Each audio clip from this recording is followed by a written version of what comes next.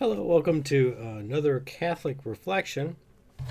Today we're going to be going over a, um, a letter that was written by Bishop Thomas entitled The Body Reveals the Person. And so I'm excited about this read because I have not read this before, and I do think that it's important for bishops to um, not only address those within their own diocese, but how this can be helpful to Catholics thinking through the nature of the human person as it relates to some of the philosophical trends that we're experiencing today. And with that, he wrote this letter. This was posted maybe in August, so this is not new, it's not newly released. But nonetheless, I think it's important for me to go over it. It's entitled The Body Reveals the Person, a Catholic Response to the Challenges of Gender Ideology. This is from the Most Reverend Daniel E. Thomas from the Diocese of Toledo. So we're going to dive right in and see what he has to say. For some time, faithful Catholics here in the Diocese of Toledo and elsewhere, prompted by the uncertainties of the times, have expressed their concerns about matters pertaining to gender. This response is intended to address some of those concerns. It is presented not only to those with official roles in the church who need guidance to carry out their responsibilities, priests, deacons, religious, teachers, catechists, but to all of the Catholic faithful. First and foremost, I wish to express my special pastoral concern for those who suffer from gender confusion. It's a great place to start. I offer to you, your families and friends, and to all who are concerned for your welfare, the Church's guidance on the many vexing questions that arise in this difficult area. Although the guidance that follows is meant to clarify important theological points about the nature of gender, it is intended primarily as pastoral help from the heart of the Church.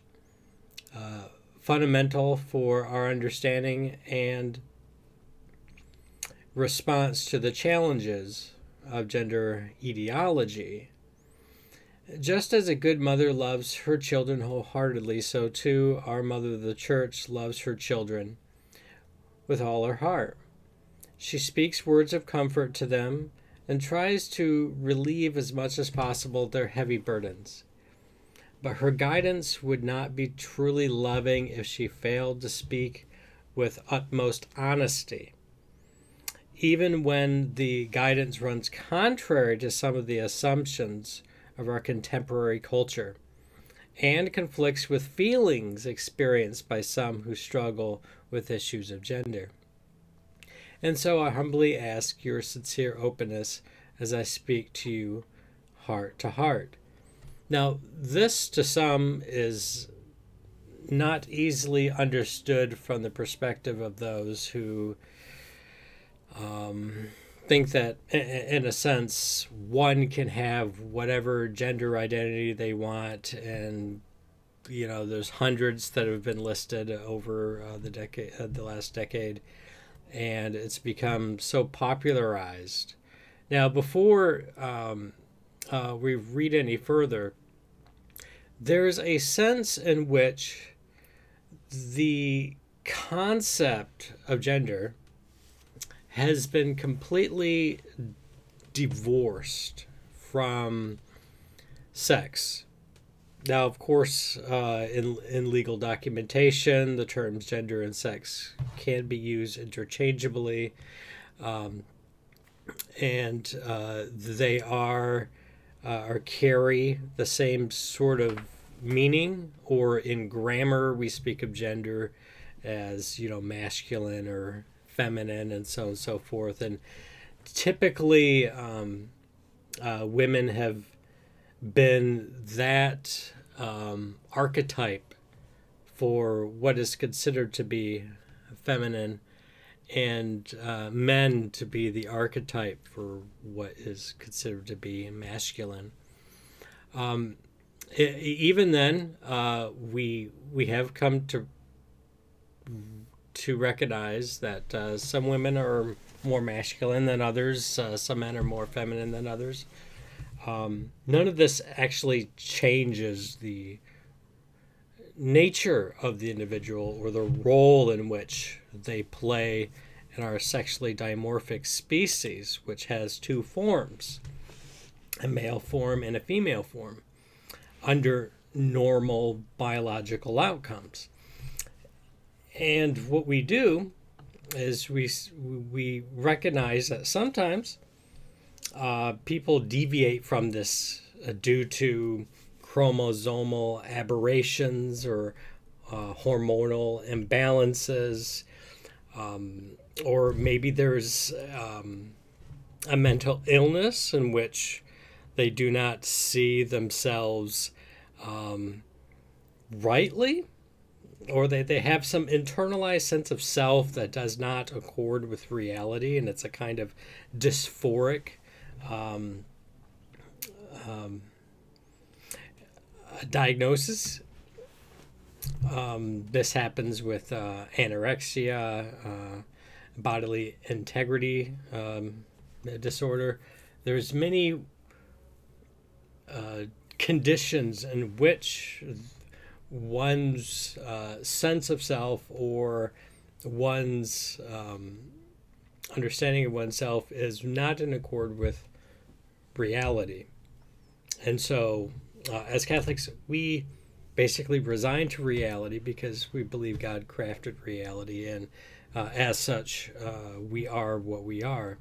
But we also recognize that things can go wrong with the aim of nature. Nature aims towards a functional male and a functional female so that they could come together, where there's genital complementarity and functional compatibility concerning the parts involved, so that the species may be propagated. And this is the primary end of that biological function.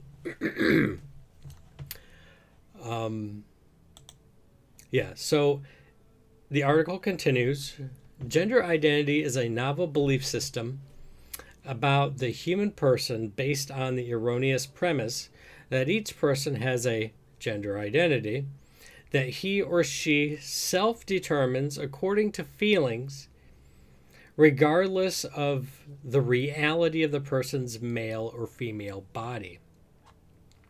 Pope Francis warned against gender ideology, which, quote, promotes a personal identity and emotional intimacy radically separated from the biological difference between male and female, in which, quote, human identity becomes the choice of the individual, one which can change over time. Proponents of gender ideology freely acknowledge that this belief system rejects the idea that human nature is divided into two and only two sexes, male and female. Welcome in, Magic. An idea they refer to pejoratively as the male-female binary system of human sexuality. Indeed, this ideology regards the male-female binary system and heteronormative concepts of sexual orientation as the origin of most injustice, including discrimination. And of course, no, this is not the case. It's just the nature of things, which one would hope becomes predominant within whatever culture in which they live. To overcome these supported root problems, gender ideology claims that the autonomy of individuals, including children, gives them the right to access medical and surgical interventions to affirm their asserted gender identity and to achieve personal embodiment goals. These technological interventions are intended to transform the body so as to make it take on as much as possible the form of the opposite sex. But this transformation does not just alter the body's appearance, but also impairs, often irreparably, healthy natural function. Now, one thing that is certainly true, not just in this particular case, but also in the case of, say, people wanting cosmetic surgery or anything like that, the Catholic Church firmly maintains that the integrity of the body is to be retained. What that means is that we can't treat the body as if it's like Play-Doh in our hand, right? Least of all,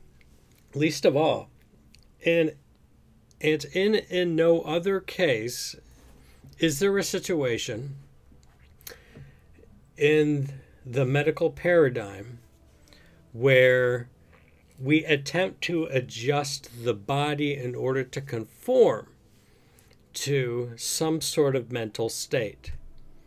Rather, we attempt to try to address the mental state to conform to the reality that is the body. And so, for instance, if somebody believes themselves to be like an amputee, we're not going to be cutting off healthy arms and legs. We're not going to be damaging healthy tissue that relates to the body. And so, in Catholic Catholic ethics, in this sense, there's the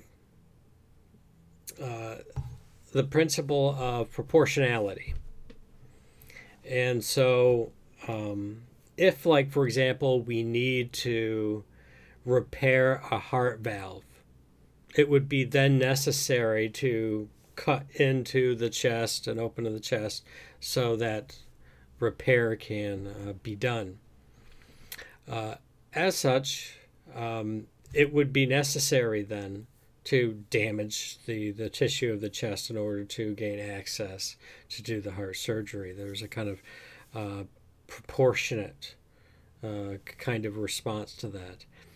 But in no sense is the body to be modified, okay? Either the removal of breasts or the introduction of foreign substances into the body to have the appearances of breasts, castration, any kind of chemical intervention that stops the natural processes of the body from happening, such as puberty blockers or cross-sex hormones. The church firmly maintains that we are not supposed to modify the body at all unless there's some sort of medical necessity involved. And even then, there must be some principle of proportionality, let alone trying to conform reality to some sort of mental state or sense of self or any other subjective criteria. So this isn't just a matter of, say, of dealing with questions of one's sense of self, right? All right, let's continue. The impact of gender ideology on contemporary culture. Across the United States and globally, gender ideology has had a far-reaching impact, driving changes in culture, language, law, education, healthcare, social norms, and relationships. Many of our institutions, including governments, corporations, schools, and the media, have endorsed the tenets of gender ideology, creating new challenges for Catholics and other religious believers. They risk job loss, social ostracism, and being canceled for defending the truths inscribed in human nature and taught in divine revelation that humans exist as human, male and female, that this is part of God's will for human flourishing, and that no belief or intervention on our part can change these realities. As gender ideology attempts to reshape the culture, it exerts a particularly powerful influence on the self-perceptions and beliefs of children, adolescents, and young adults, especially about human identity, marriage, and sexuality. Speaking of which, within the last 3 days, Pope Leo XIV has once again affirmed that marriage is between only one woman and only one man, and that all forms of sexuality outside of that are contrary to natural and divine law.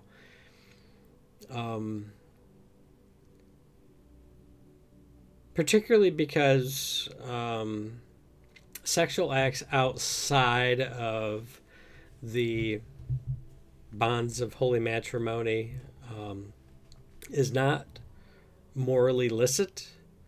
It's not something that we can do because the primary end of the sexual act is the procreation of children, which is the primary end of the act, no matter what intent that we may have.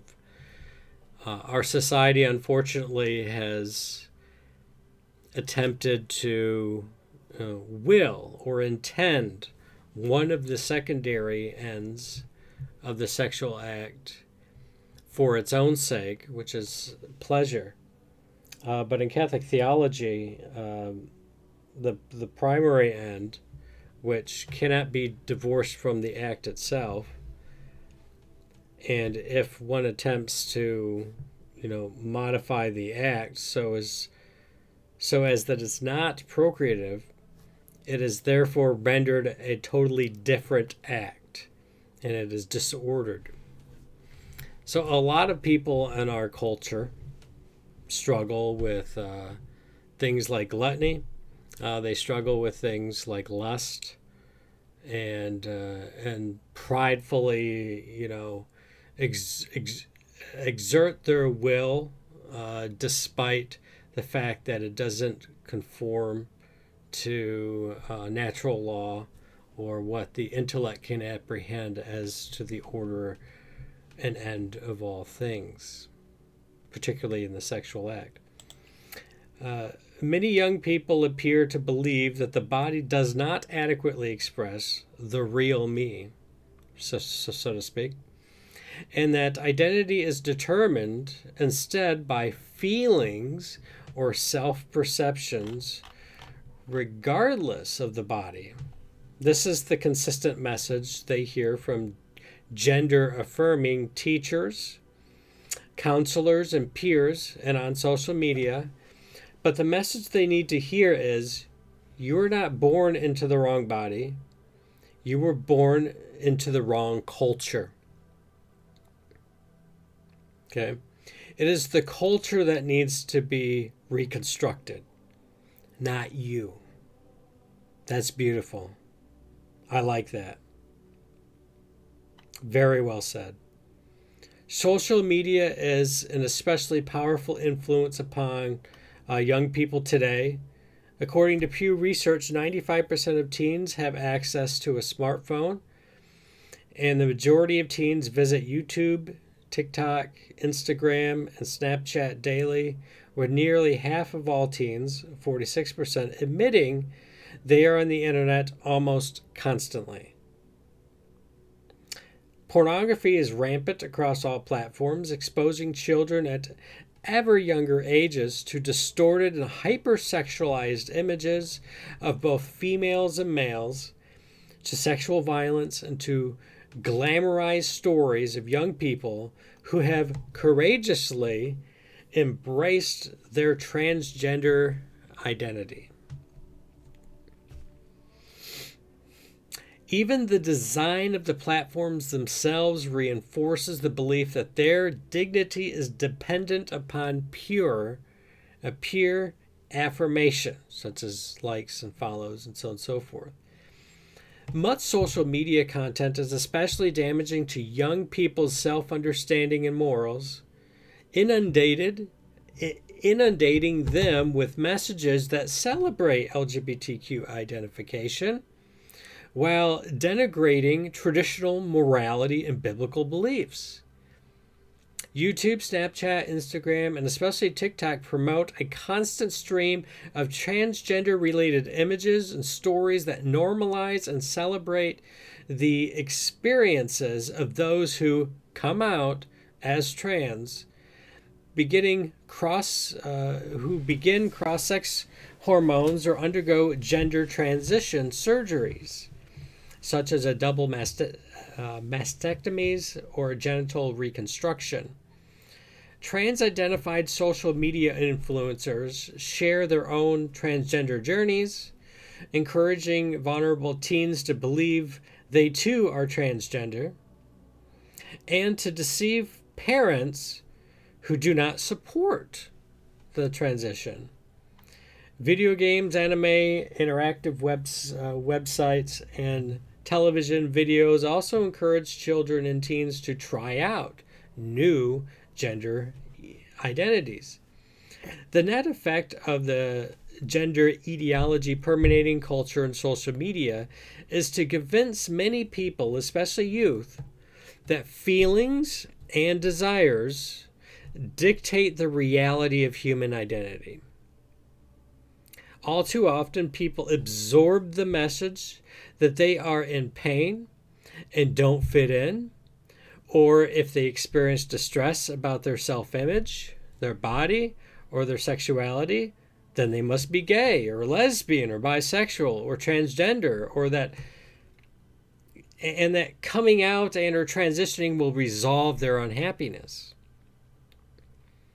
And this is my own comment. It almost seems like it's taking people in the midst of their transition to adulthood and hijacking the kind of insecurities and everything that accords with this, and says that this sense or this feeling that you're experiencing with your body changing and your hormones are raging, and you're trying to find your sense of individuality apart from the parents, and and all of this stuff, that the difficulties that are inherent in those kinds of real life transitions end up being hijacked with confusions, with ideologies that lead you to believe that there is something that you can do to relieve this sense of difficulty that they are going through. I think that's quite dangerous, particularly from a moral standpoint. Until recently, the number of people experiencing identity-related distress or identifying as transgender was tiny, a fraction of a percent. Today, according to the Centers for Disease Control, the CDC, 1 in 4 American teens self-identify as LGBTQ. And a recent study of urban high school students found that 9.2% self-identify as transgender or gender diverse.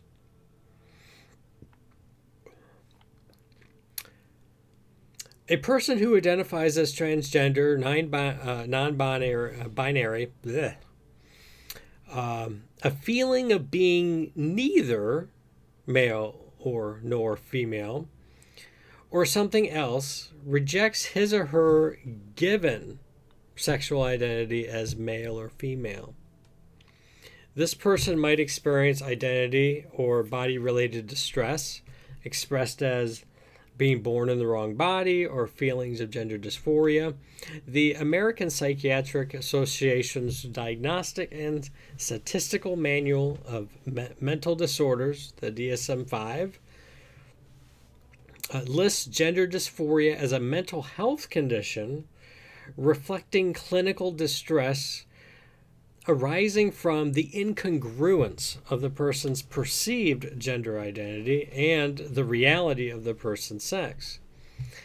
It is important to note, however, that not all persons who assert a transgender identity experience this distress. According to the APA's diagnostic criteria, only those who experience distress are said to suffer from a mental disorder. Their feelings of incongruence between their biological sex and their gender ideology or their gender identity are not themselves considered disordered.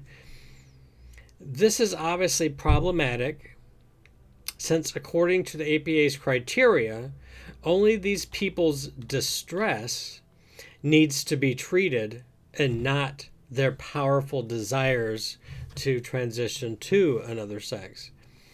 Persons who identify as transgender, whether or not they are diagnosed with gender dysphoria, typically assert a chosen identity, including a new name and preferred pronouns, and ask others to publicly vindicate their chosen identity.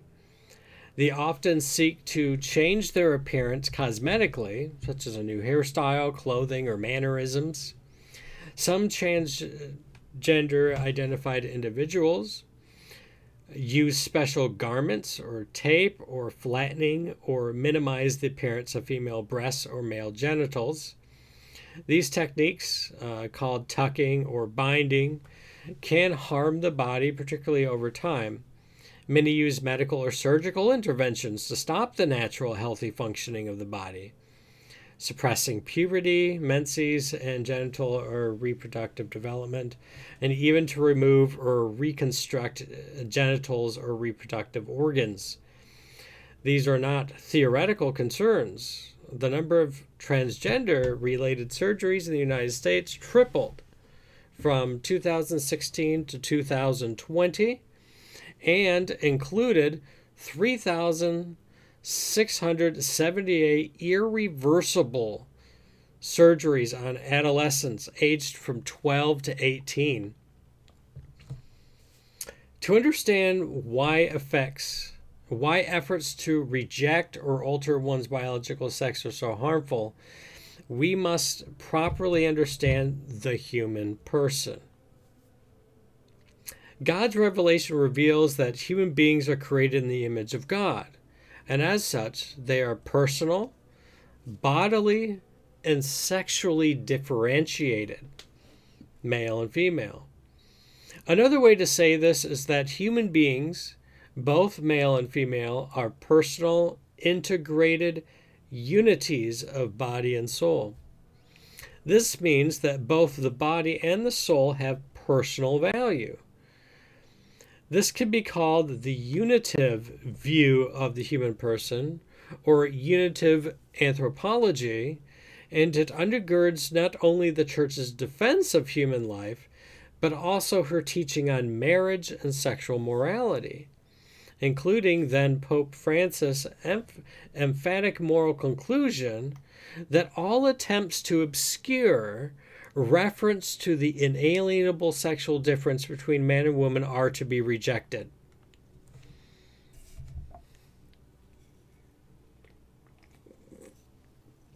As we shall see, those who recognize that the body is integral to the person can, unlike proponents of gender ideology, explain quite coherently how a person can know that he or she is male or female, a man or a woman.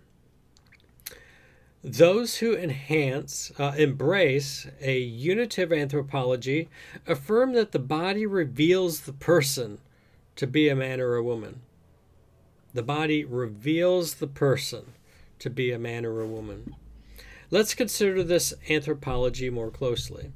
According to this unitive anthropology, the body is not a mere tool or instrument of the person, nor is it other than the person.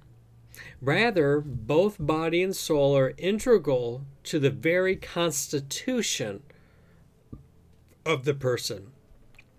Rather, the body animated by the soul is a living human being, as the Catechism of the Catholic Church puts it. Quote, "The unity of soul and body is so profound that one has to consider the soul to be the form of the body. It is because of its spiritual soul that the body, made of matter, becomes a living human body. Spirit and matter in man are not two natures united, but rather their union forms a single nature. Unless the body is animated by the soul, it cannot be a living human body, but without the body, the person cannot be complete. When death separates the body from the soul, the person suffers a devastating loss. Far from being liberated, as some Greek philosophers believed, the person loses part of himself or herself that is essential for living a fully human life. The Church's recognition of the intrinsic and personal goodness of bodily life, which death destroys, explains why she insists that the human life be respected from conception to natural death. It also explains why Christian hope is centered on sharing in Christ's bodily resurrection. The Catechism beautifully expounds these points.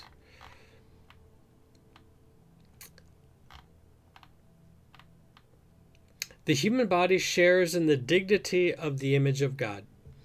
It is a human body precisely because it is animated by a spiritual soul, and it is the whole human person that is intended to become, in the body of Christ, a temple of the Holy Spirit.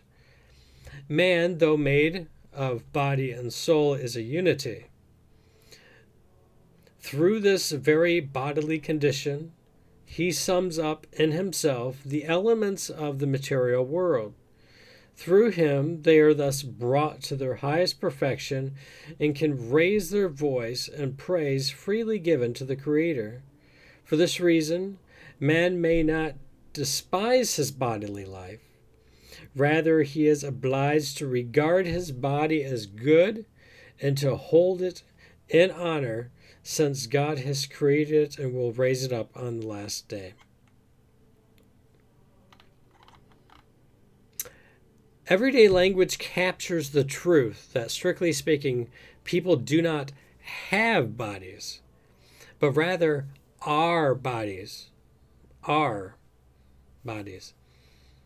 A child who falls off a bicycle does not say, "I hurt my body," but "I hurt myself." A man who is shoved by somebody does not object, "Why did you shove my body?" but "Why did you shove me?" A woman who is raped is not concerned that her property was violated, but that she was violated. Right?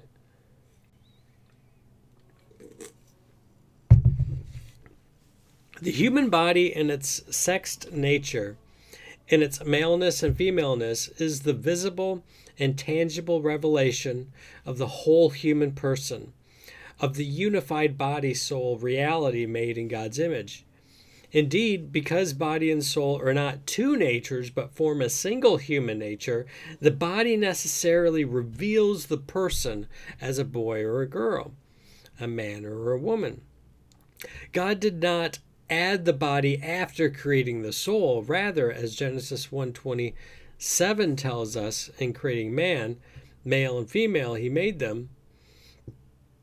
After bringing each part of his creation into existence, God saw that it was good. But he sees that his whole creation is very good. Only after he makes man and woman in his own image and tells them, be fruitful and multiply. This indicates both the equal dignity of man and woman and the personal and exalted goodness of their complementary bodily selves. It is also worth reflecting on the words, it is not good that the man should be alone. I will make him a helper fit for him. None of the lower creatures God brings to the man proves to be a fit helper. I hurt myself is a good basic argument. Yes, in terms of that I am, that the body is me. So if I modify me, there doesn't exist this kind of Gnostic division between the body and the soul. Some kind of Platonic idea that somehow the real me, the real me is the soul, and the body is just accidental. It's in fact, I hope to free myself from it one day, or I can just modify it however I want according to my own subjective sense of self, or something like that. You're actually modifying yourself, but the body, its state, the state of the body, is in fact you, and it's personal. This is me, right? I know that was a few minutes ago, but it was sticking with me. Very simple way to explain it. Yeah, I remember for example, like if you touch somebody's hand, you say, why are you touching my hand? I mean, so I suppose somebody could say that, but why are you touching me? Right? Why are you touching me? That's the Catholic conception of self. I don't have a body, but rather, I am this body. Yeah, it's very, very good stuff. And I particularly liked early on when he said it's the culture that needs to be reconstructed, not us, right? We don't have to reconstruct ourselves. We don't have to modify ourselves. We can embrace ourselves. We could be ourselves. And it's okay. Everybody goes through that. Everybody goes through that. This is me. This is me. And you need to learn to love you. Right?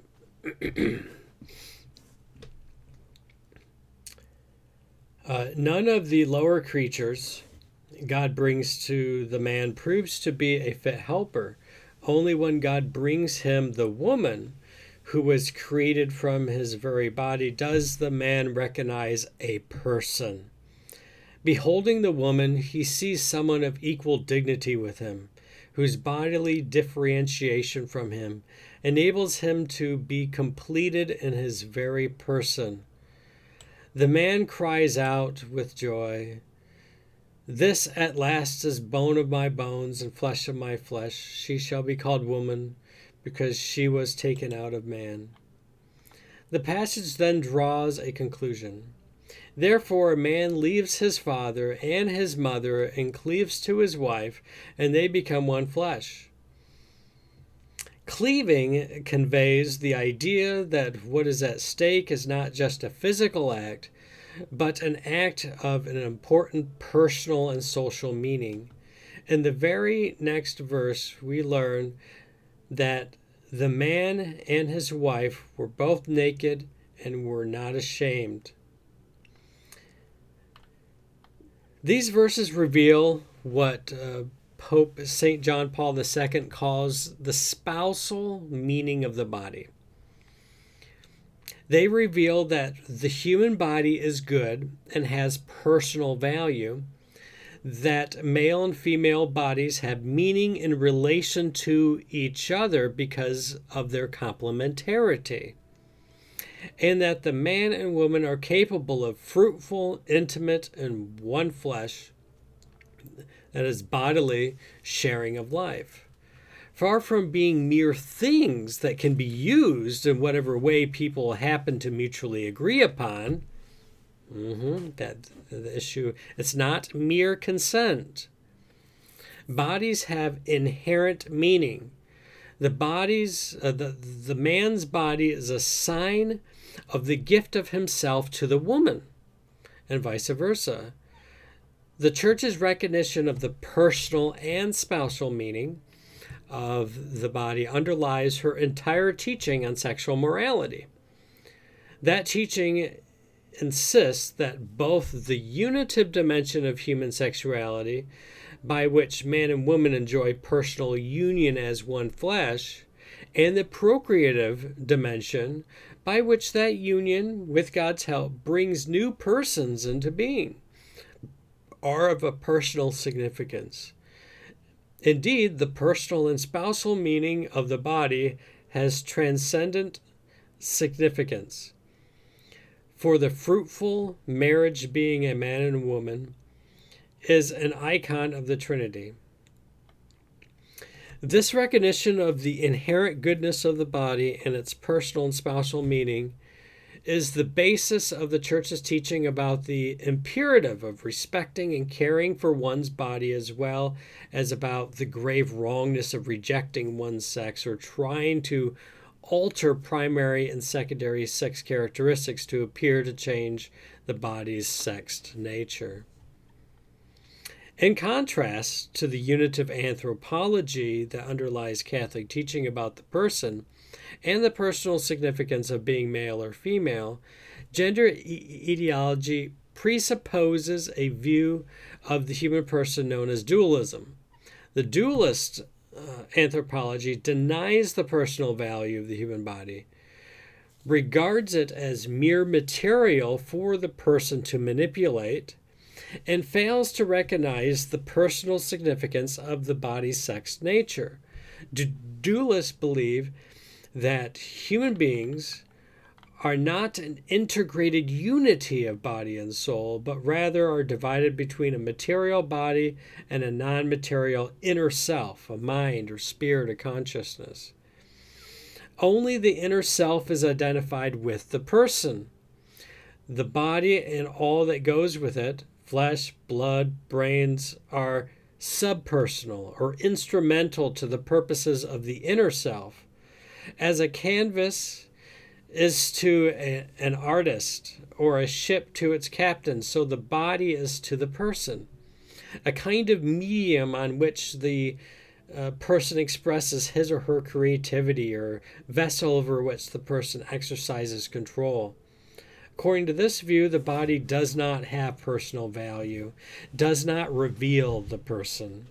The dualist understanding of the human person, dominant in contemporary culture, is by no means new. We find roots of this view at least as far back as Plato. But what we are witnessing is the extension of the transgender movement, of the dualism impact and secularist attitudes about the ethics of human life and sexuality. What is new, however, is the adoption of technology to attempt to radically reconfigure the human body in service of this dualism. It's very insightful.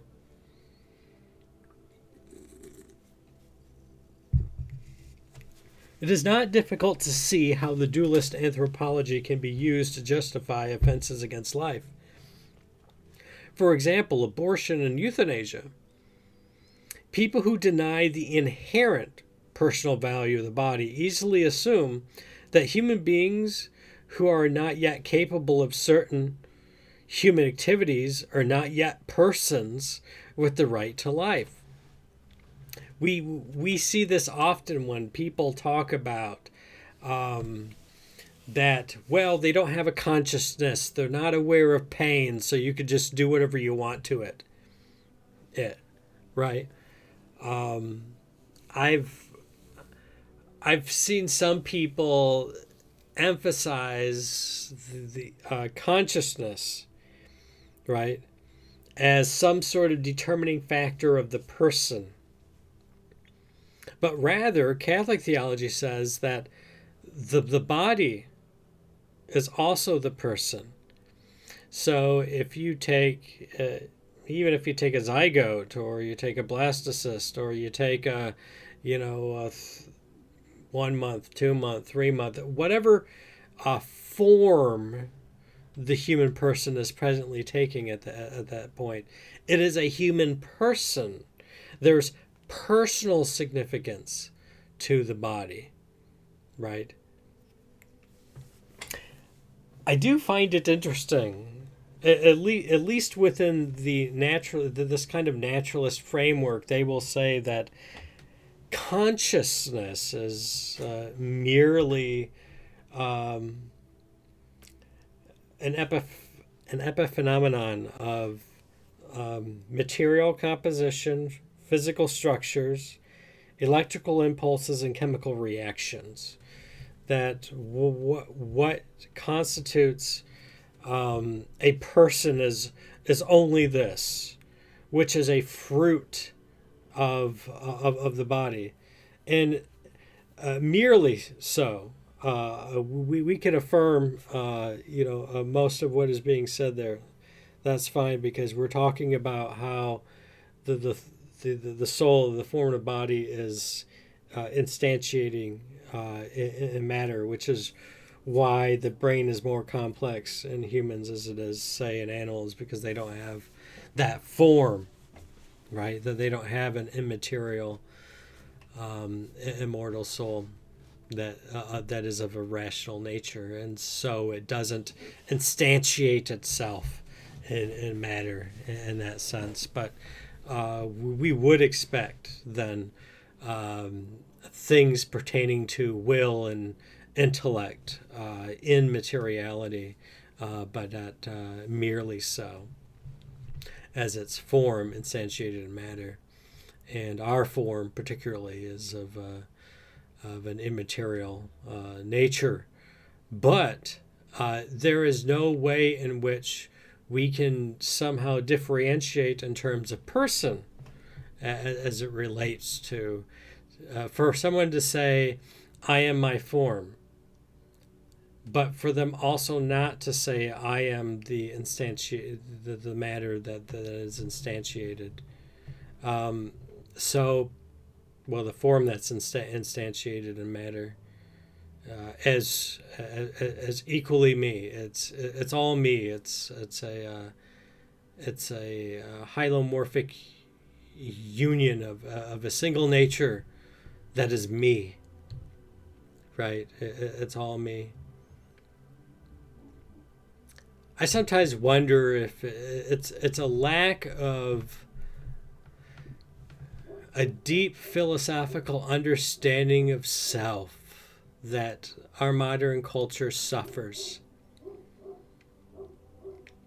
And unfortunately, I think we have a lot of modern philosophy to account for it. And I think that's something that some people don't even think about. If they were to write down, like in school, a blank piece of paper, tell me your philosophy of self, to tell me the nature of the human person, and then try to identify what influenced you to answer that way. If you give me 2 plus 2, I'm probably going to give you 4 because I learned what to think. And so in some ways, we do need to be taught what to think in terms of what we are, because that whatness that we ought to think is what is inherent in the thing itself. But modern philosophy attempts to overturn all of that stuff, because they ultimately are rejecting any form of theist philosophy. So if God didn't create it, it doesn't have an intrinsic value. It doesn't have value unless I give value to it. And I can't give value to it unless I have a consciousness. And so you can kind of see how it all becomes structured around bad philosophy. And it has bad results to it as well. That's why, for me, the Catholic ethics are so profoundly good for us, because all these other conceptions of self leave people disordered. They're so unhappy with themselves. They feel like they have to mutilate themselves just to feel okay. And I'm telling you that if you have such a deep longing, it's being redirected. What you really want is you want God. What you really want is the resurrection. What you really want is the restoration of all things. You have a deep longing for those things in the midst of suffering, our present state. But gender ideology, starting T tomorrow, it's not going to be your salvation. It's not what's going to ground you and being comfortable. And even then, you have to understand that being comfortable should first and foremost be found in things that are properly ordered, not doing whatever subjectively you think will bring about some sort of comfort for yourselves. Here. People who deny the inherent personal value of the body easily assume that the human beings who are not yet capable of certain human activities are not yet persons with a right to life. That's where we left off. According to this reasoning, an untimely pregnancy can reasonably be terminated, and some have even used this reasoning to justify infanticide. So too, if one thinks the body is good, not in itself, but only insofar as it enables one to participate in other humanly good activities, a kind of utilitarianism, such as learning new things, enjoying conversations with friends, and playing a musical instrument, one easily assumes that it is merciful to end the life deliberately of people incapable of participating in those activities. If, for example, grandma is no longer capable of enjoying human goods other than bodily life itself, those responsible for her care may conclude that she's better off dead, and that it would be an act of compassion to arrange for her death by, say, lethal injection or simply depriving her of nutrition. Killing her would not be understood as tearing apart an integrated unity of body and soul, as destroying grandma. Rather, killing her would be understood as setting her soul free.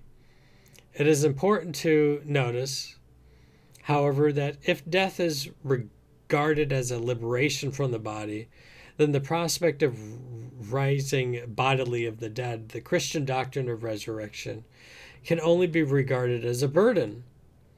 This fact makes it especially clear how anti-Christian the dualist anthropology really is.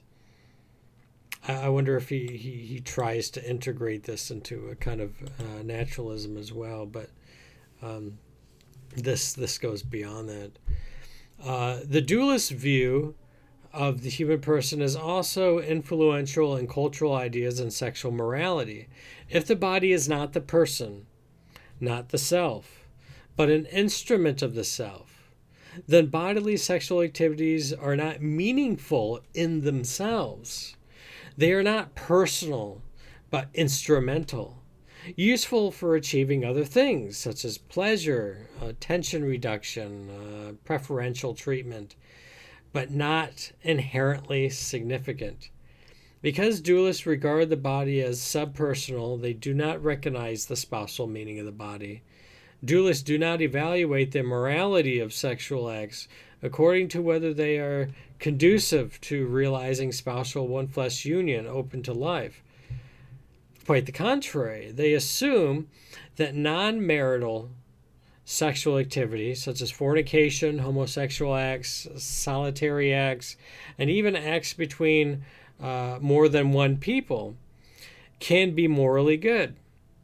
Indeed, their shared assumption that the body lacks personal value leaves them no principled way to deny the moral goodness of any sexual act consenting adults may wish to engage in.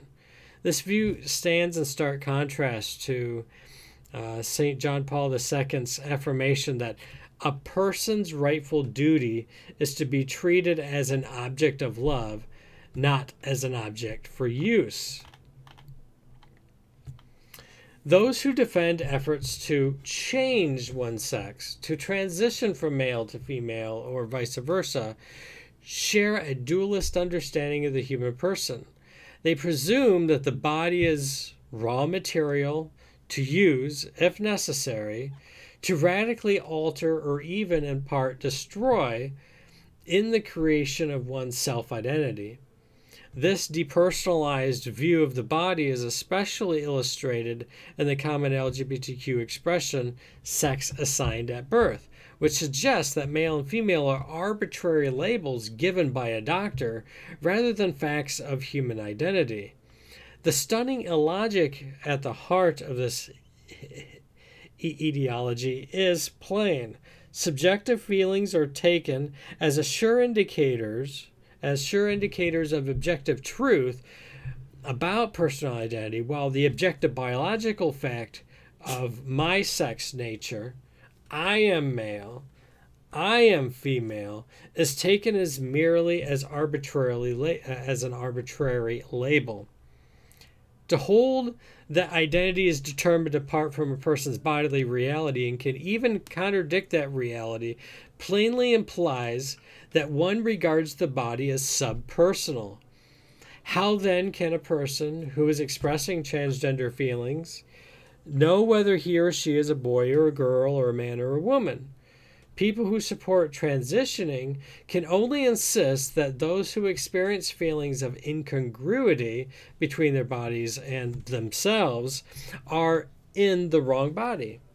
But is it really possible for a biological male to know what it feels like to be a woman, or for a biological female to know what it feels like to be a man? When people who reject their sexual identity are asked how to know their biological sex does not match who they truly are, they often appeal to strong feelings. A biological male might say, for example, that he never felt comfortable playing with trucks or doing boyish things. He was easily hurt in relationships and frequently felt alienated from other boys. That even as a child he felt strong desires to dress, to play, and act like a girl. A biological female might say she's always felt more comfortable with males, didn't feel sexually attracted to men, felt terribly uncomfortable in her female skin, and didn't enjoy stereotypical female pursuits. But feeling a strong preference for traditional female or male pursuits does not define what it means actually to be a woman or a man. In fact, there is significant overlap among men and women when it comes to interests and preferences, even if our culture tends to associate these interests or preferences with one sex or the other.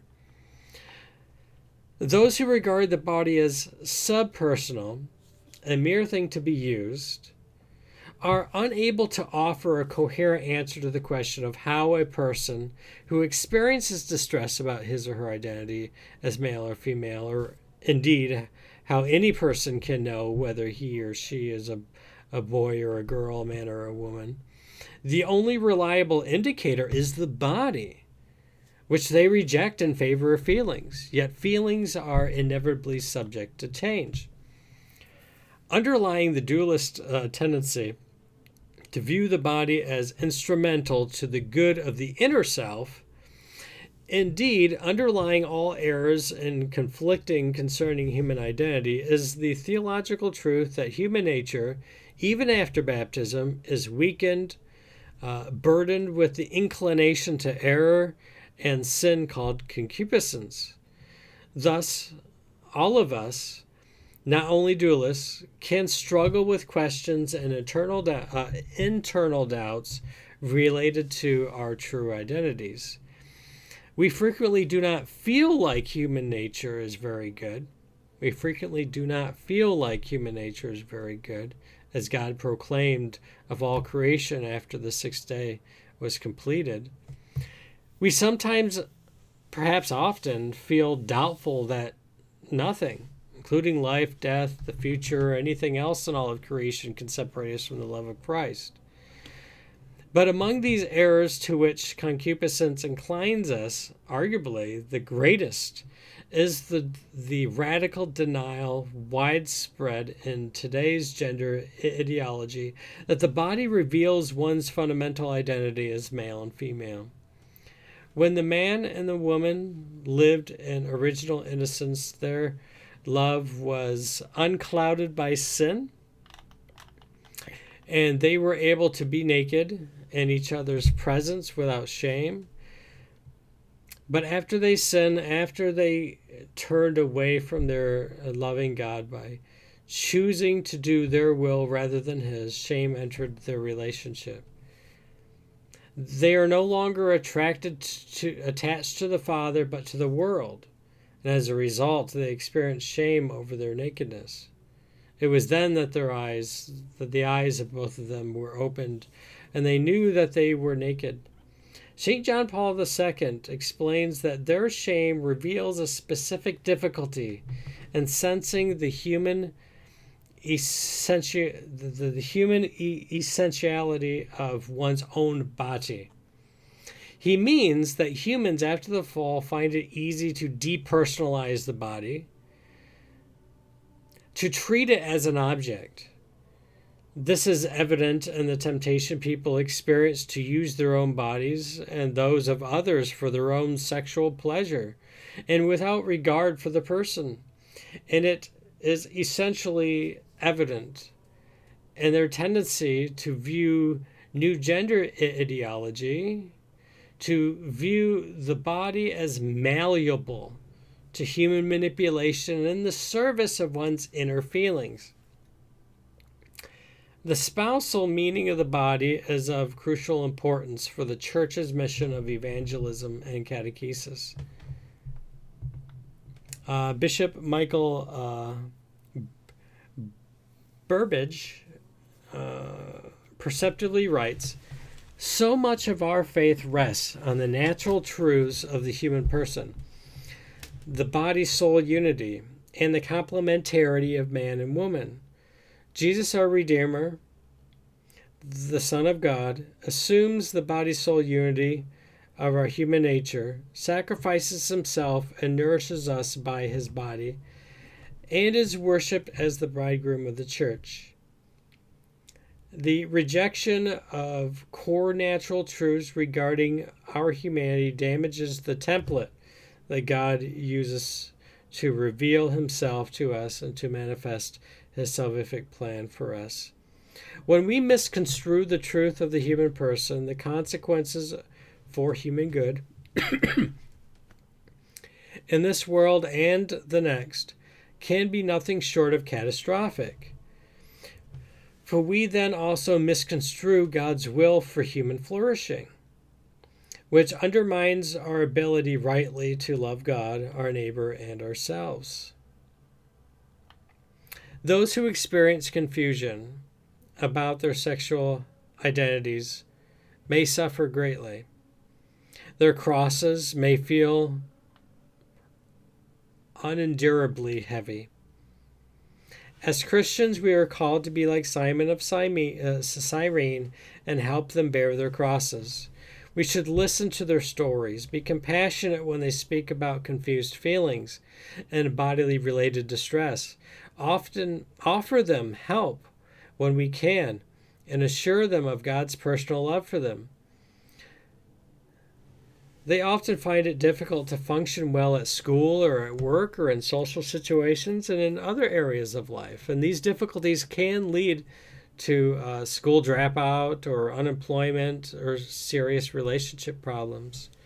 Children and adolescents who are diagnosed with gender dysphoria are likely to experience pre-existing mental health issues such as depression and anxiety, and have experienced high rates of adverse childhood events such as the loss of a beloved family member, physical or sexual abuse, and other traumatic events. They are more likely to be on the autism spectrum, to have engaged in self-harm or suicidal behaviors, to experience anorexia or body image problems, or to have experienced serious family dysfunction or parental mental illness. Families, too, can be profoundly affected by their loved one's gender confusion.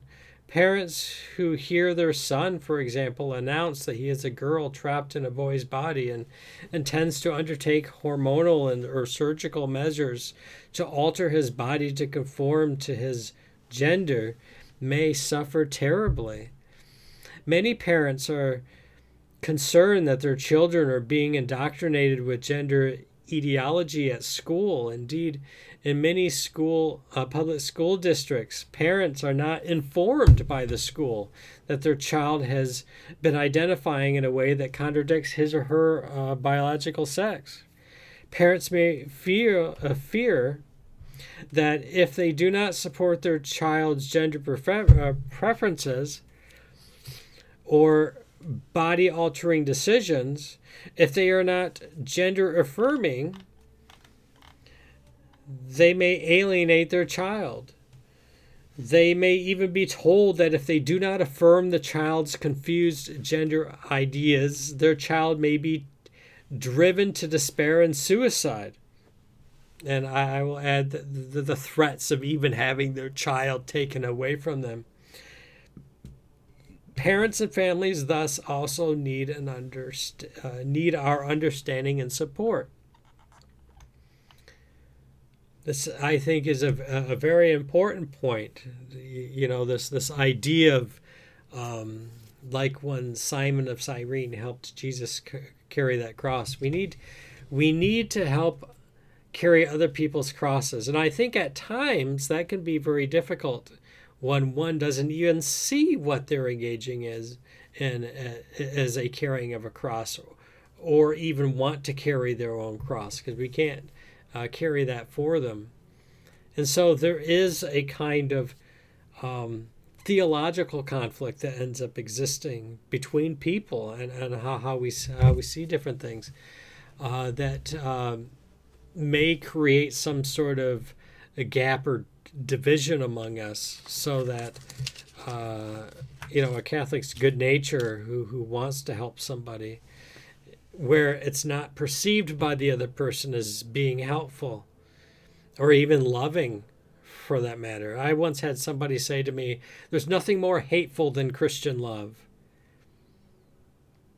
And I couldn't help but think to myself,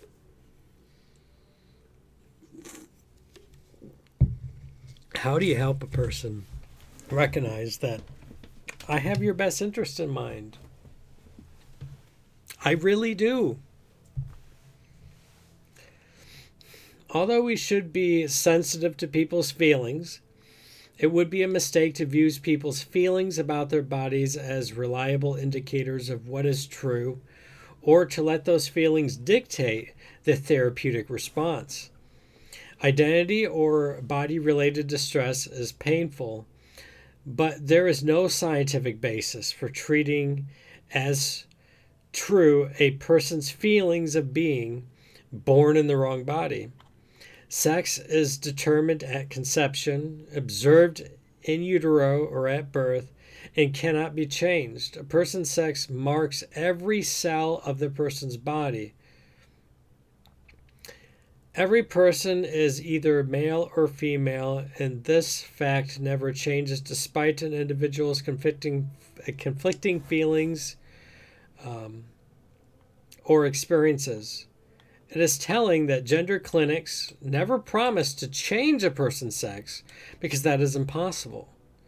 Instead, they describe interventions that attempt to masculinize or feminize the body in ways contrary to the person's given sexual identity as male or female. These interventions, which attempt to subvert nature itself, arise from the fallacious belief that human identity becomes the choice of the individual, one which can also change over time. Good medicine recognizes the difference between empathy and appropriately acknowledging a person's feelings on the one hand, and on the other, allowing a person's feelings to dictate medical care, contrary to the objective truth of his or her situation. For example, people suffering from anorexia nervosa feel very strongly that they are overweight, even when their body weight is abnormally and even dangerously low. Clinicians realize that the proper response is to help the patient see that such feelings must be resisted, and, insofar as possible, changed through psychotherapy, medication, nutrition education, healthful exercise, etc., because the feelings do not reflect reality. It would be harmful to the patient's well-being for clinicians to affirm anorexic feelings or desires as good, or to permit those feelings to determine the course of medical interventions. Similarly, people who suffer from body dysmorphic disorder can't stop thinking about one or more perceived defects or flaws in their physical appearance. And even though the flaw appears minor or can't be seen by others, the person may seek repeated cosmetic surgery to fix the perceived flaw. Likewise, a person with a body integrity identity disorder feels the desire to acquire a physical disability and an associated sense of incompleteness at being able-bodied, and may desire amputation of perfectly healthy limbs. Responsible medical personnel will not accommodate these feelings. Excuse me. But instead help the patient resist them, recognizing that repeated cosmetic surgery or amputating healthy limbs will harm the patient. Those who support taking steps to transition are unable to explain why we should think that although the patient's feelings about his or her body are unreliable in case of anorexia, BDD, or BIID, they are reliable when a patient feels like he or she was born in the wrong body and needs to alter his or her primary or secondary sex characteristics. More recently, activists have begun to make the more radical claim that people have the right to adopt whatever identity they happen to desire and have no obligation to justify their choice. This is not only incompatible with the reality of the sexed body, but also is incompatible with the Christian doctrine of creation. As Pope Francis taught, quote, It is one thing to be understanding of human weakness and the complexities of life, and another to accept ideologies that attempt to sunder what are inseparable aspects of reality. Let us not fall into the sin of trying to replace the Creator. We are creatures and are not omnipotent. Creation is prior to us and must be received as a gift. At the same time, we are called to protect our humanity, and this means, in the first place, accepting it and respecting it as it was created. The pain of people who experience confusion or distress about their identity or even disassociation from their bodies has a variety of causes, including experiences of emotional trauma, bullying, and rejection by peers and family members.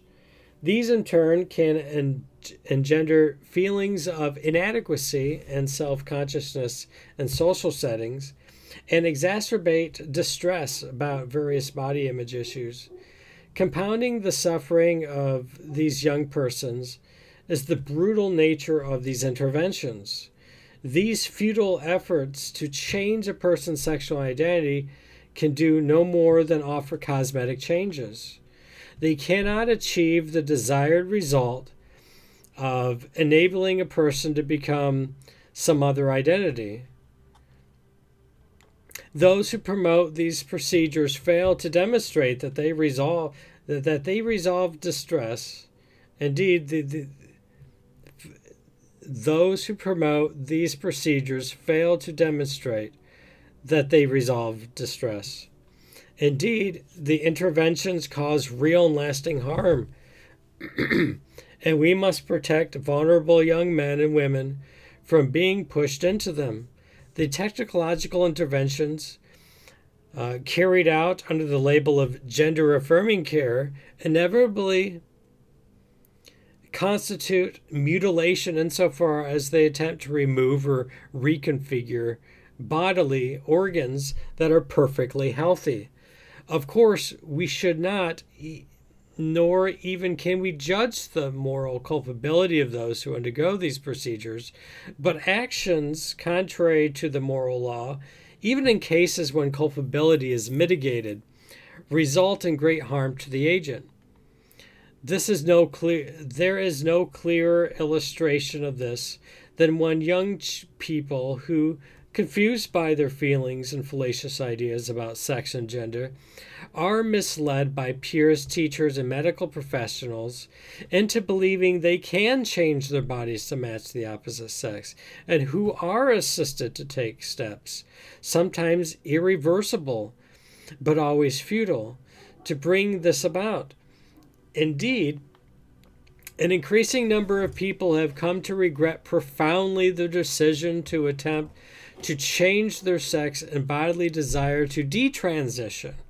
They wish to undo the harm they have done to themselves through the use of hormone blockers, and they stand as tragic witnesses against the horror of permanent mutilation wrought by transgender surgeries. Nor is there evidence that these interventions resolve the risk of suicide. As one study explained, although there is no doubt that children and young people suffering gender dysphoria are an extremely vulnerable group deserving of our care and support, the oft-quoted suicide statistics are from surveys which are not robust, and there is no evidence that transition is a cure. In fact, increasingly, young men and women who have detransitioned admit that their dysphoria began or became worse only after they decided that they were quote-unquote trans and began to obsess about passing as the opposite sex. Many had serious pre-existing conditions or comorbidities that caused distress and suffering, even aside from distress about their bodies. In fact, these detransitioners realized that they needed psychotherapy and instead were offered medically assisted self-harm.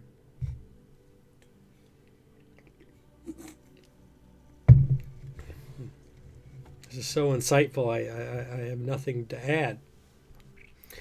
For these reasons, several European countries have backed away from models of care that push harmful medical and surgical interventions on young persons who are distressed about their bodies. These countries, including Denmark, Finland, Sweden, and the UK, recognize the long-term harm from medical and surgical treatments designed to alter the body's sex characteristics, and note that the efficacy of these treatments are based on weak evidence. Instead, these countries prioritize psychotherapy for young persons in order to address their pre-existing conditions adequately. Similarly, efforts are ongoing in this country to institute statewide protection for young persons so that they cannot be harmed by their destructive treatments. Such efforts should not be reduced to politics, but should be supported by persons of all political backgrounds.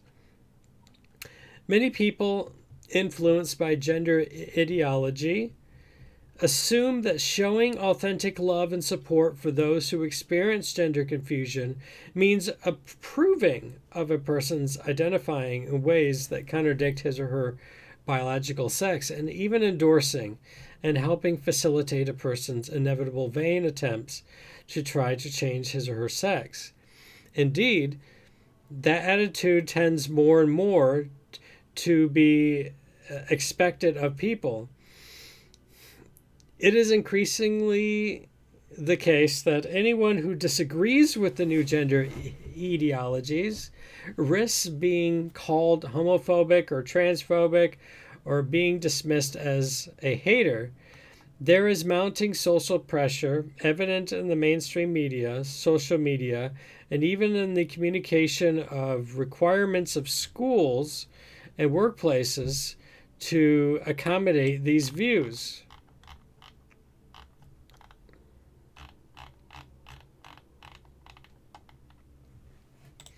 People are expected to do so not only by not speaking up against them, but also by using language such as pronouns that conforms to people's chosen gender identity, even when this contradicts the truth of their biological identity. Yet the personal and spousal meaning of the body make it clear that this agenda must be resisted. We should, for example, even in the cost of considerable sacrifice, avoid using feminine pronouns to refer to biological male who identify as a woman, and using masculine pronouns to refer to a biological female who identifies as a man. The reason for refusing is that if we use such pronouns, we speak against the truth.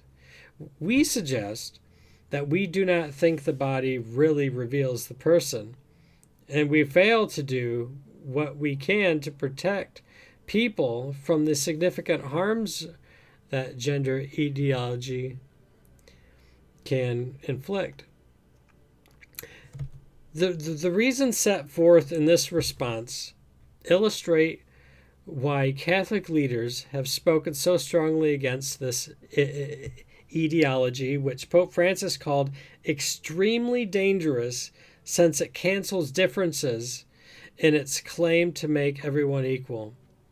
Gender ideology is radically at odds with Christian anthropology, harms vulnerable persons and those who love them, and affects all with its compelling speech and behavior. But I am well aware that explanations alone, no matter how coherent, rarely have the power to move people who are in pain and who have been persuaded that they will be able to resolve their pain only by rejecting their sexual identity. All of us have experienced pain of various kinds, and we know that when pain is intense enough, it is hard to think about anything except how to get rid of the pain. When people hear teachings that conflict with their own understanding of who they are and what they need to be happy, it can seem to them that no explanation could possibly justify such teachings and that they must be rejected out of hand. Indeed, those who suffer are likely to be tempted to reject the very faith that proposes teaching so radically at odds with the way they feel. They rightly reason that if God is good, he surely wants them to be happy, but they may mistakenly assume that those teachings close off the only path that they can bring the only path that can bring them happiness. How can we respond to such a seemingly impossible situation? The answer is surely not to water down Catholic teachings, which are meant to clarify and defend, in the light of faith, the truth and value of God's great gift of our engendered bodily life. For as Pope John Paul II taught, it is in and through our bodies that our distinct personhood is expressed. The body reveals the person. And our personhood is beloved by God. It is sacred. Indeed, it is created in his image. For the Church to fail to defend and proclaim these truths would be a great disservice to all the faithful, but especially to those who struggle with gender confusion. For today's noxious ideologies make these persons particularly vulnerable to grave and irreversible harm. The answer, rather, is to communicate first and foremost the love of God and Jesus Christ by proclaiming the same gospel we all need to hear. People are hardly likely to respond to catechesis, especially catechesis that conflicts with what they think they need to find happiness, unless they are first transformed by the basic gospel message. They need to experience that message of personal, and through it have an encounter with the Lord himself. Otherwise, the Church's teaching on the dignity of the human body is liable to fall on deaf ears. That gospel teaches that God created us in love. Our sin alienated us from him, leaving both the world and our hearts profoundly broken. And that brokenness expresses itself in unspeakable suffering. But not content to leave us in our sinful brokenness, God sent his own beloved Son to die on the cross for us. Through Jesus' redemptive death and resurrection, God frees us from our sin, adopts us as his sons and daughters, fills us with his Holy Spirit, and sets us on the path to eternal happiness in the kingdom. Our Lord invites us, each of us, to respond to this great offer of salvation, but respond we must. Receiving the fruits of Christ's redemption is not automatic. It is also possible not to respond, and so to fail to share in the joy that Christ offers.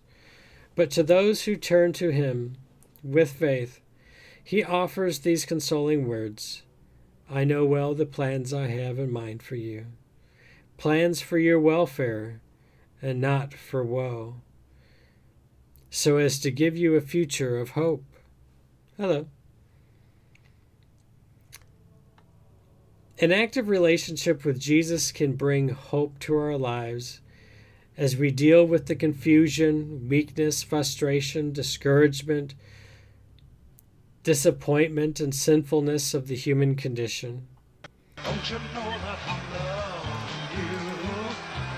you? In a God of Jesus approached the people of his time with the same invitation he extends to all people of our time through his church.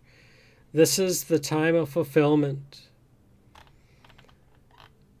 The kingdom of God is at hand. Repent and believe in the gospel.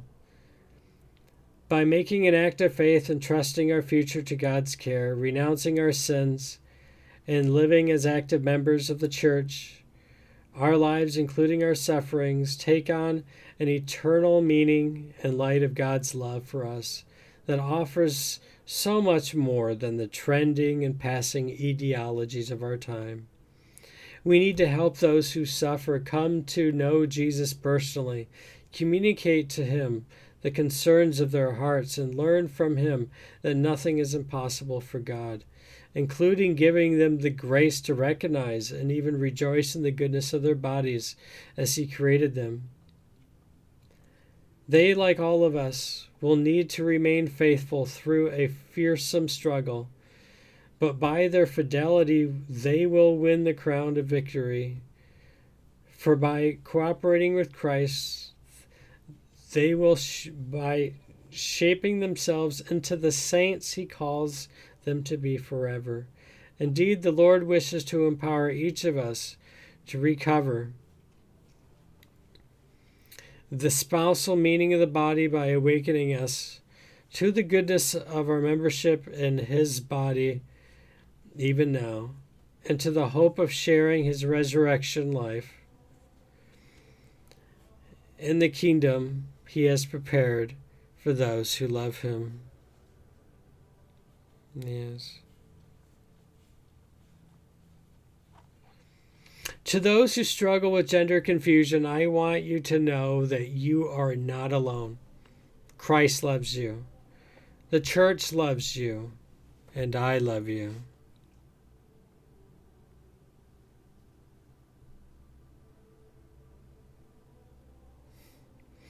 I think about you and pray for you. You need to know that you are not doing anything wrong by having painful feelings about your sexual identity. I know that the temptations of the world, of the flesh, and of the devil are strong. They urge you to reject God's given masculinity or femininity. Stand firm against them, for they are noxious and deadly. They do not have your best interest in mind. Therefore, among all the things you do to strengthen yourself against them, do not neglect to pray often, frequent the sacraments, and seek out Christian fellowship. Please also know that your sufferings, though painful, are not meaningless. United to the sufferings of Christ, your struggles contribute to the redemption of the world. In the midst of any darkness, weakness, sinfulness, or painfulness, any confusion, we find the stability we need in Christ's love in order to turn to him and become dependent on him, such that our whole self, mind, body, and soul, emotions, are healed through grace. So please do not lose hope. Remember that in the Father's house, which awaits those who bear their crosses faithfully, all suffering shall cease, all confusion shall be dispelled, and every good desire shall be fulfilled. Facing your sufferings with faith will lead you to greater holiness and virtue. As St. Paul writes, affliction produces endurance, and endurance proven character, and proven character hope.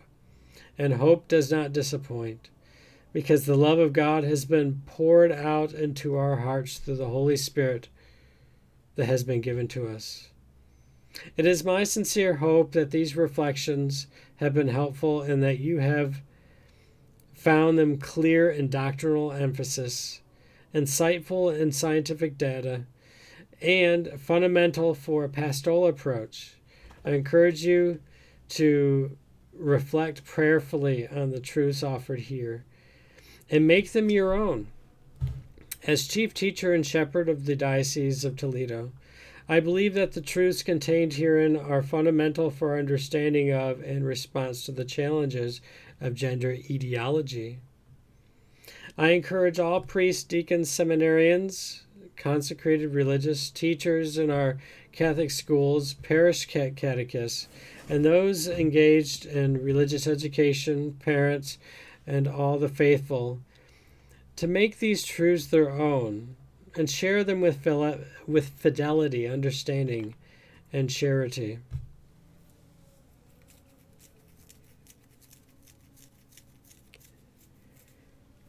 I think this is very good. He's got quite a few endnotes. I was trying to think of. I could have read them as I went, but maybe I can read one. Until recently, the term gender was identified with a person's sexual identity. Gender meant the state of being male or female. It still means that.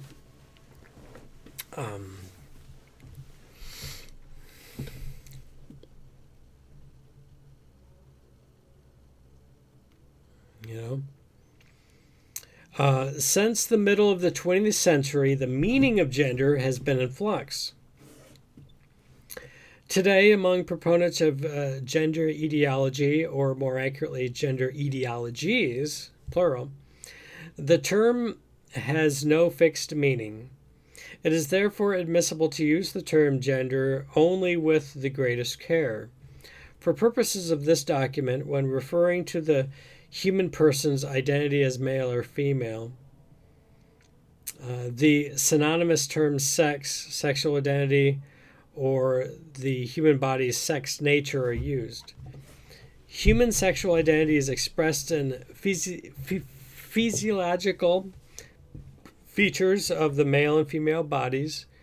These features orient the male and female person for a particular function in human reproduction. The male penetrating the female and inseminating her, the female receiving the insemination and facilitating the fertilization of gametes.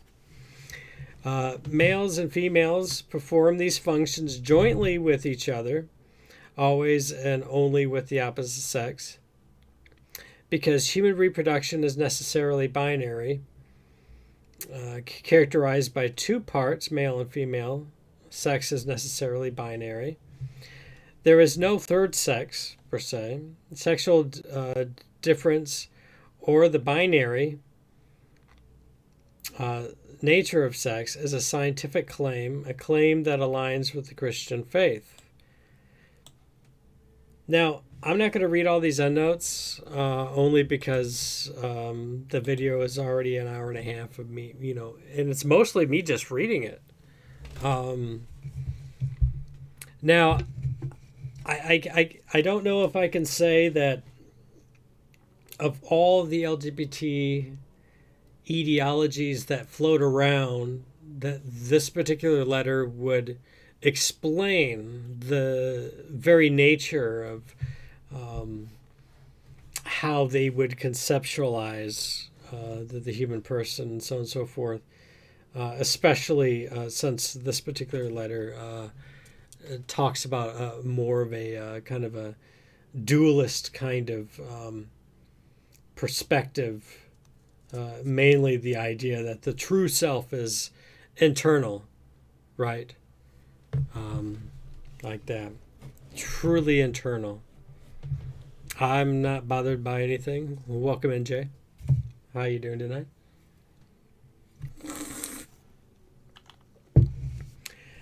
And so I think that the letter does a really good job addressing one particular thread of all that. And I think, wow, clear my throat.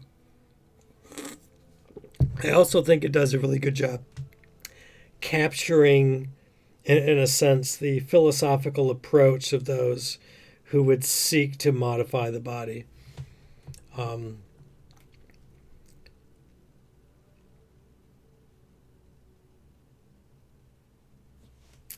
But I do think I will read a couple more of these notes, just in case of something.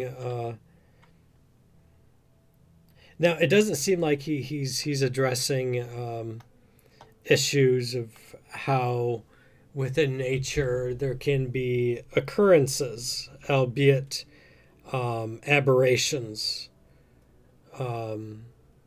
that relate to chromosomes and all the various things that can occur within a person that is of a medical or psychological difficulty, or that deviates from a norm where it's considered to be unhealthy and has a diagnosis and a pathway for treatment, so on and so forth. Let me just scan through the end notes of the letter, see if there's anything else that might be of interest. There are links and stuff. Obviously, I will share the link here, and this is what I've been reading by Bishop Thomas. I think that should take you there. There's other links in the end notes here as he goes through. Hey, Alan, welcome in. How you doing tonight?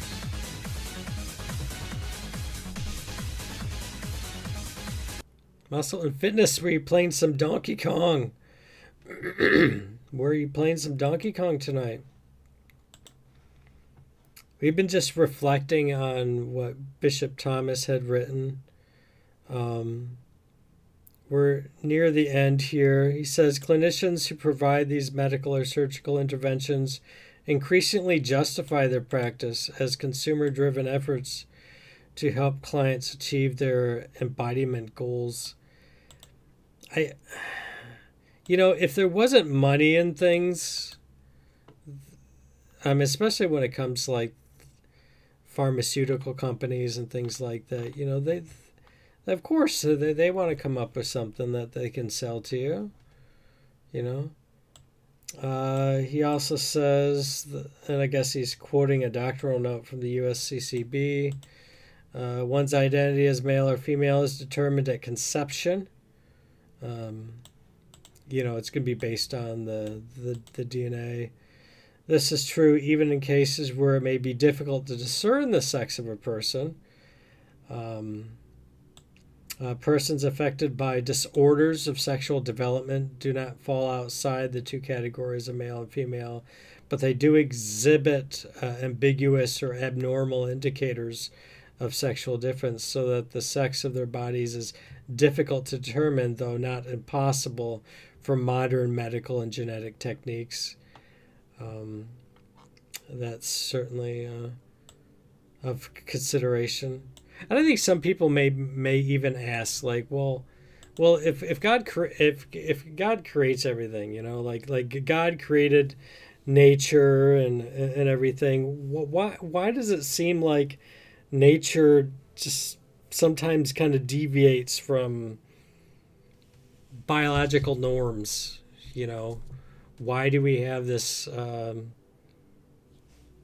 We have these biological normative outcomes, and then we have these kind of anomalous or deviations, in a sense, from that norm, where it creates some sort of diagnosable condition that we might have, and it happens with everything, doesn't it? If the heart is not functioning right, there's a few different things that can go wrong with the heart, and there's criteria to assess whether or not treatment is needed, and we have various different treatment methods and stuff that we can apply.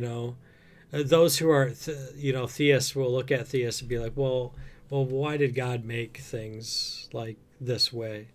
And I found this to be quite interesting, because I remember one night I was laying there and I was reflecting on, if God were to make anything at all, it would be contingent things. Like he wouldn't be able to bring into existence something that is metaphysically necessary. And so if God were to create anything at all, it would be contingent, and contingent things by their very nature did not bring themselves into existence, and will not in and of themselves continue to exist without something outside of itself. And I thought to myself, well, that's exactly what we say of nature. That's exactly what we say of nature. It's contingent, and so it can break down, and it does, right? In a closed system, the second law of thermodynamics, the law of entropy, recognize that things break down. We get old, we die. We also recognize that just how fragile genetics is.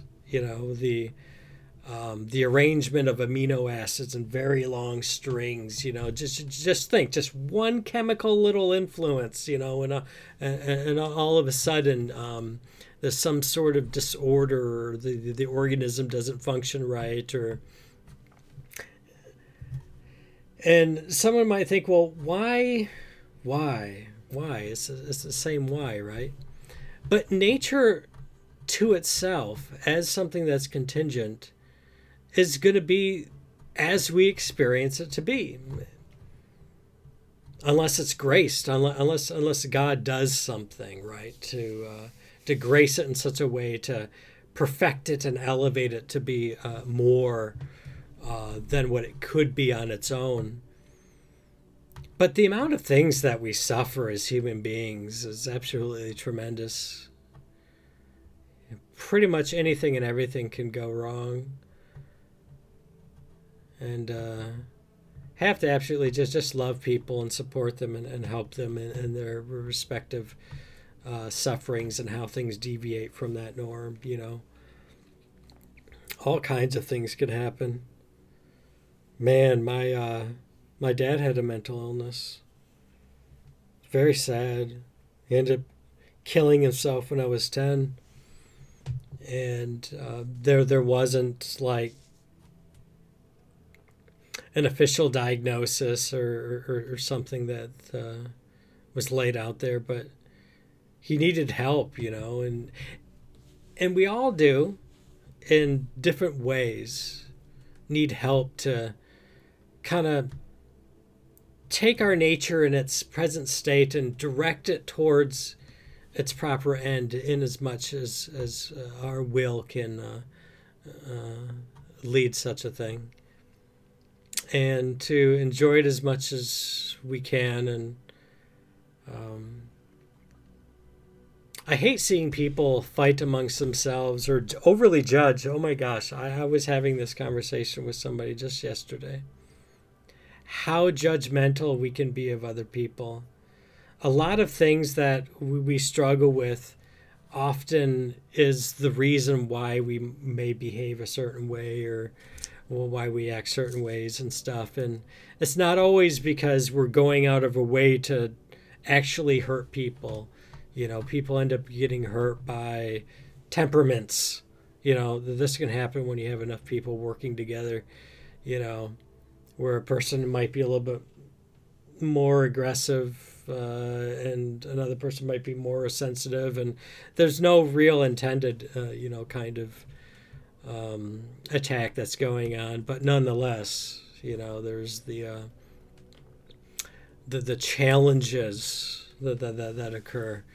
And this is very pertinent to the letter that we read today.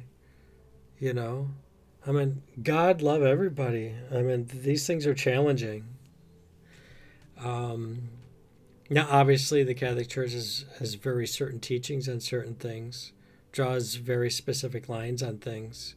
If it's going to define anything at all, if it's going to use any terms or definitions at all, it needs to be something that's going to be one thing and not another, Yeah. Shout out. Nice. Very good.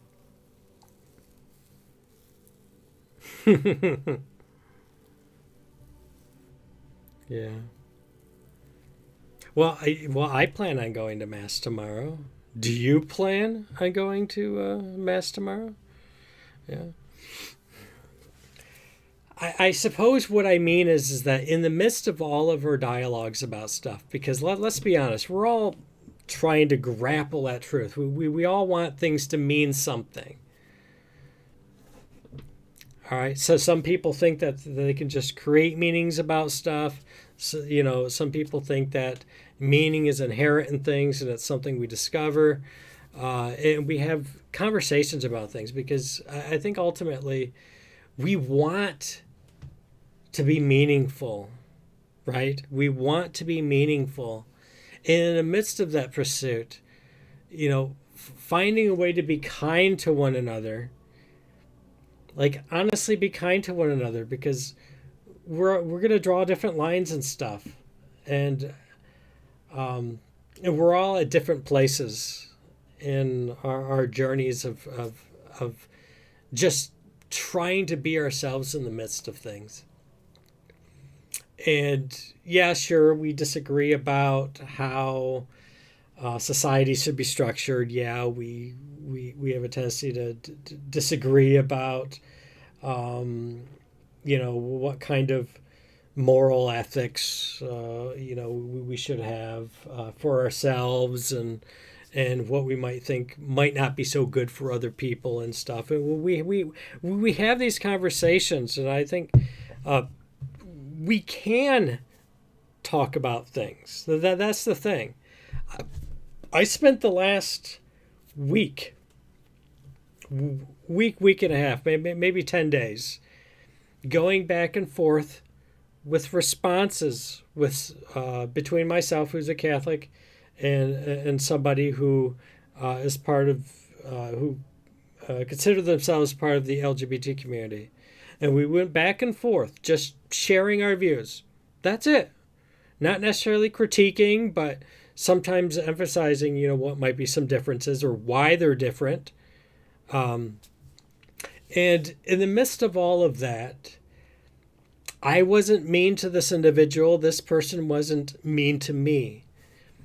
We just talked about philosophy and ethics and morality and stuff like that. And that's refreshing. It's refreshing when we can actually sit down and be like, I care about you enough to be able to have a conversation with you that while it makes me a little bit uncomfortable, it nevertheless gives us an opportunity to share each other with the other and be able to understand the other, right? A mutual understanding. I'm not talking about compromising myself or changing my thoughts and convictions, and modifying my conscience. But to really connect with another human life right where you're at, and just be able to talk about it. Just so that I know where you're at. That's it, without people attacking each other.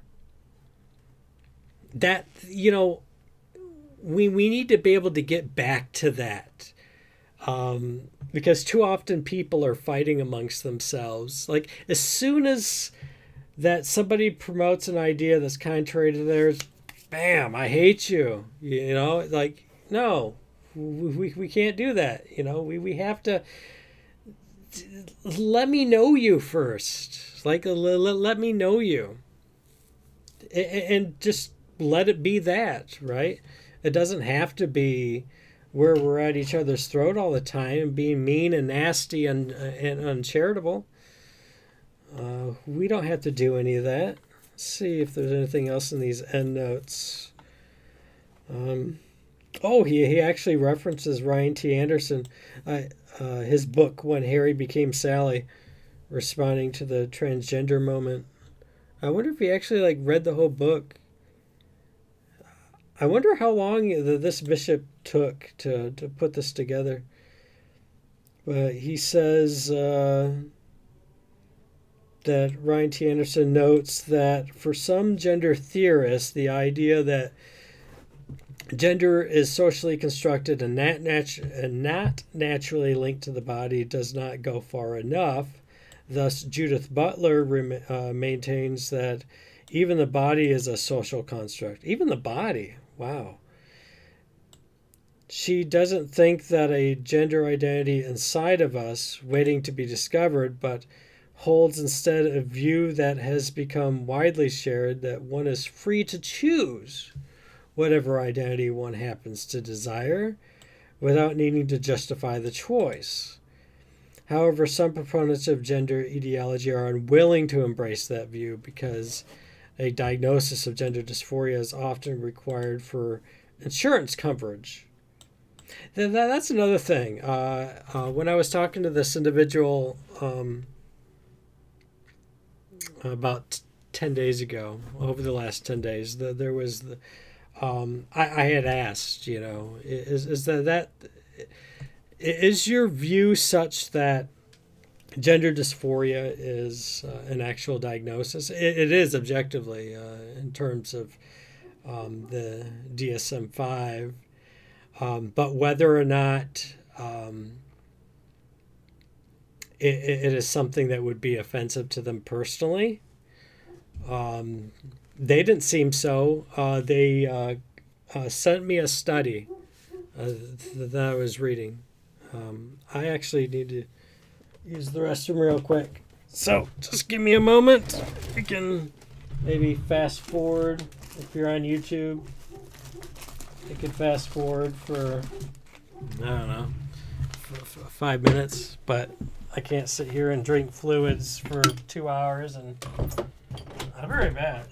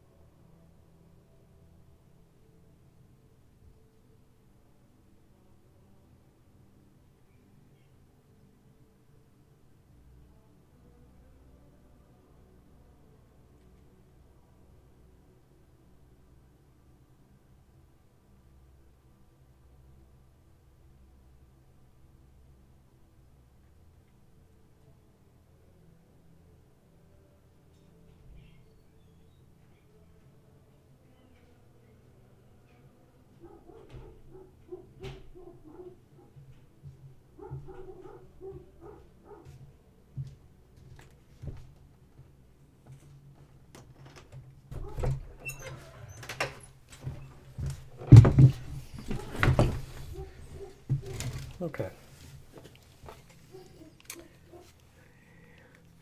Also, we'll welcome in any raiders coming in from Alan. We'll welcome in. If you have any questions about the Catholic Church, if you have any questions about ethics and stuff, you'll find that how I answer these things are very good. But let's see. I think I read all about that. Okay, let's see if there's anything else in the endnotes. So yeah, if anybody has any questions in chat, be sure to share as I reflect on this. He did mention that some European countries have backed away from medical and surgical interventions because of long-term data. See, I missed the transgender chat. Did they stick around to hear the answer? I don't know.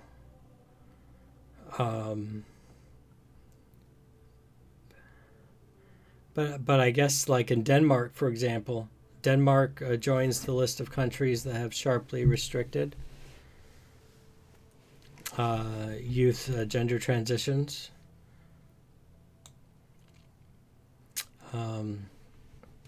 Tiny membership.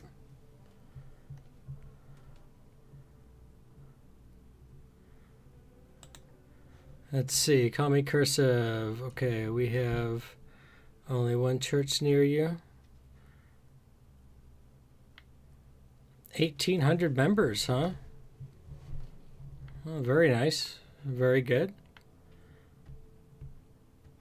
See, I had a feeling that I was wrong gender when I was a teenager. Those therapists, those thoughts went away when the hormones settled. Yeah, most people do. If anybody experiences any kind of discordance within themselves, most people that desists, and they go through a normal puberty. That's something that's actually quite important. We touched upon that.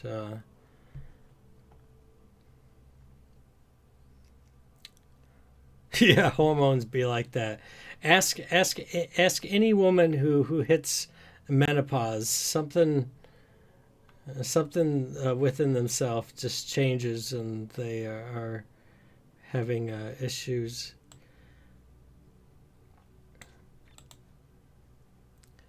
Yeah. So you grew up in an atheist family, became agnostic as teenager. Um,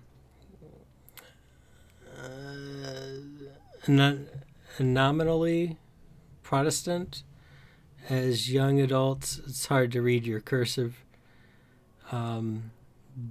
Then went pulled to Catholic Church, but things happened and became Orthodox instead.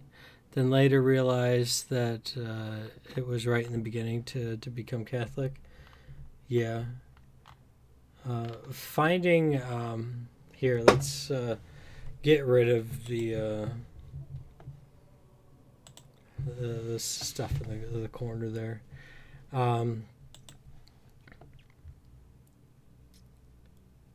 Yeah, it certainly can be difficult. About 2 years' journey to become Catholic included waiting for catechism to start. Yeah, I noticed that seems to be an issue for some people.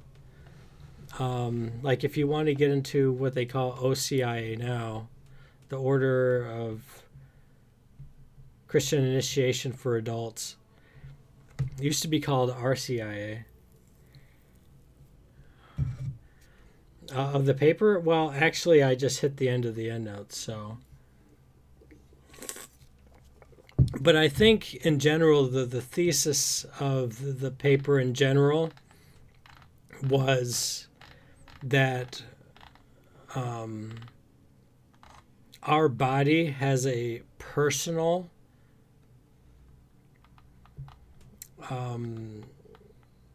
component to it. Like I said, like when you touch somebody's arm, you're not you're touching them, right? If you touch my hand, you touch me, kind of thing.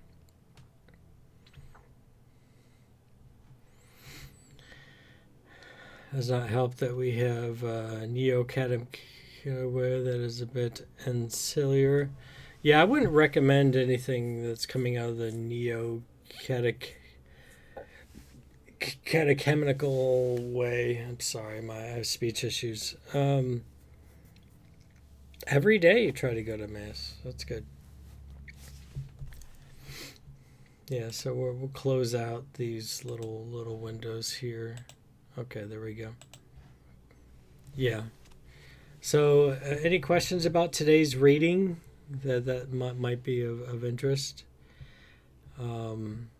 I grew up in a more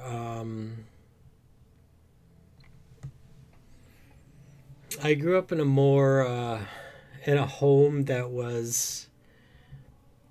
I remember every now and then there was some talk of God or something like that, but functionally speaking, I remember asking my mom one day,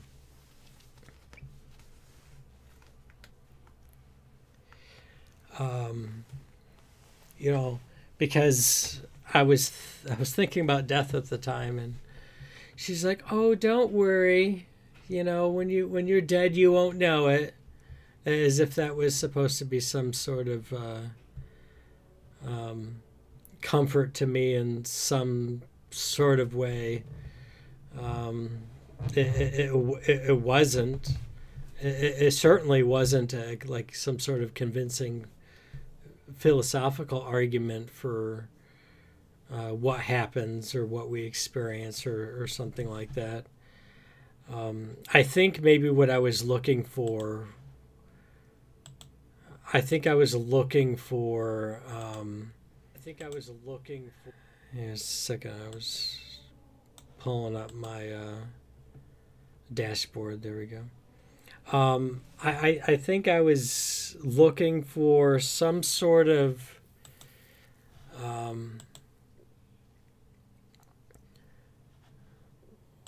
rational argumentation, right? I didn't want something to be simply stated to me. I wanted there to be some sort of deep intellectual, a deep intellectually satisfying response. And that's not something that I got growing up as a kid. And in fact, those are things that I had to personally process on my own when I got older, because now my kids now have actually benefited a great deal by being presented very strong arguments. I've done close to 300 videos on my YouTube channel now talking about Catholic theology, and they have good content, and not just, well, what does the church teach, but what are some of the alternatives, and why I think some of the alternatives are not as convincing to me. Because if there's absolutely nothing after death, I want to be convinced of the reality of something. But I'm not convinced by that. I think there was a period of time when I was, I don't know, maybe like 28, 29, 30. I went through this kind of crisis in my mind as it related to this drink. Yeah, I don't know. I'm weird. I'm weird. Most if you look up content creators on YouTube or something like that, with maybe the exception of Matt Fradd, where he's pulling out a cigar and having some scotch or something while he has a 3-hour conversation with somebody. I have a tendency on my channel to just sit here, relax, have a couple beers, and just read something, just share thoughts, and just reason with people. You know, just have a fruitful dialogue.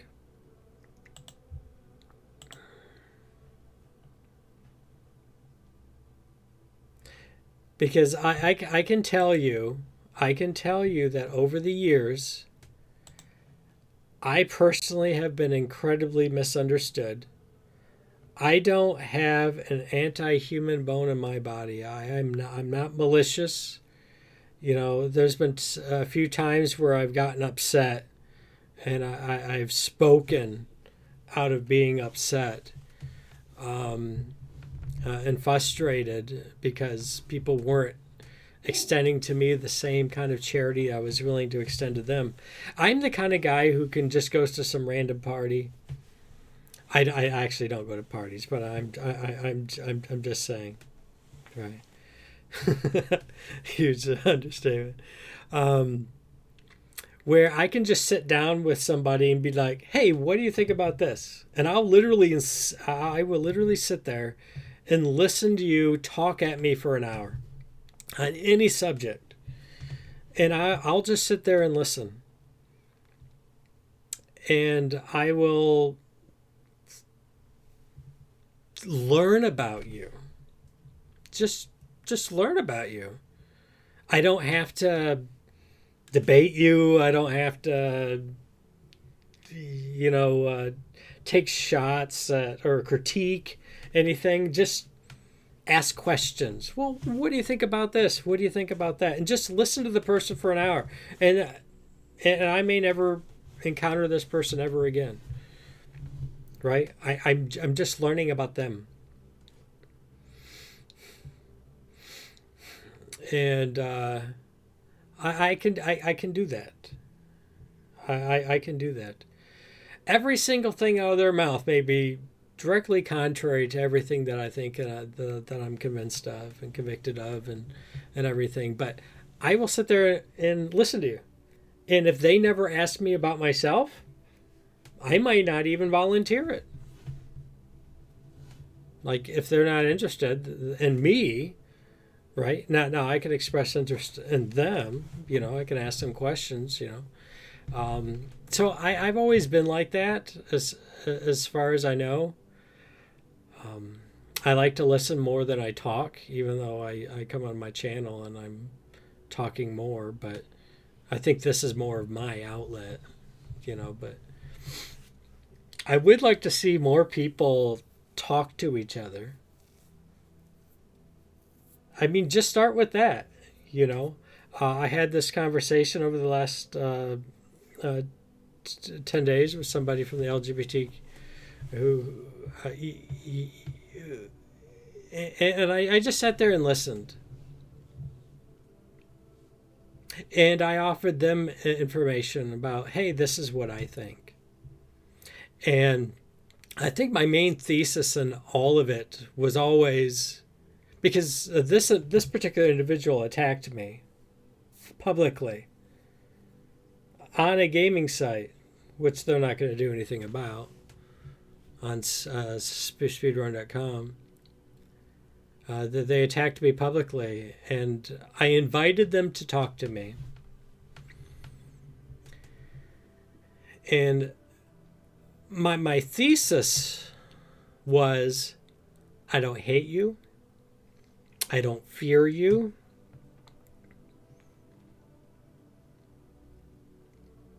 In fact, I want to better understand what your thoughts are about yourself. And so I invited them to share whatever they wanted about themselves, connected where I could, which is very difficult because their views on certain things, on many different subjects, were diametrically opposed to mine. Like, at every single point, everything that I thought was different than them. and yet I still try to find points of connection where we agreed to something. I'm not even sure where to go with certain things like that. Now, they bowed out of the conversation. They didn't want to have the dialogue with me anymore.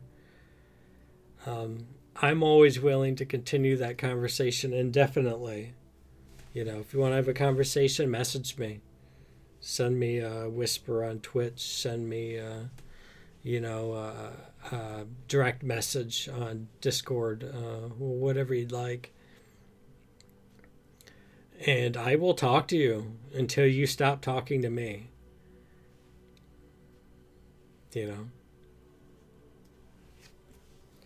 I think we live at a time where Catholic thought is not held by a lot of people in our culture. And I think there are subcultures within our culture too. I don't think that there exists a mainstream culture. It's very difficult to try to define these sorts of things because essentially we're all individuals.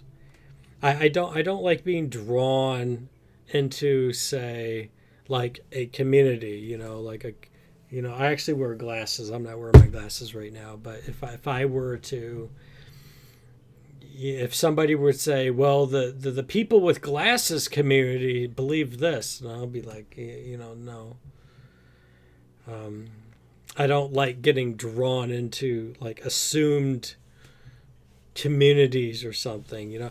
I especially when it comes to like I used to play a lot of retro games, and people would talk about like the arcade gaming community, or they will talk about the retro speedrunning community. And it's like, well, I didn't consent to any of this. I'm not defined by anything. I'm just happen to be a person who likes to play retro gaming. It's not like some sort of defining feature that somebody can just claim me as one of their constituents by throwing out the term community, because there's such a broad, diverse group of people who happen to have a similar interest. To think of people who play chess, and they're really into chess. They do online gaming chess. They follow all the chess stuff. And there's so many people who like chess that are so different from everybody else.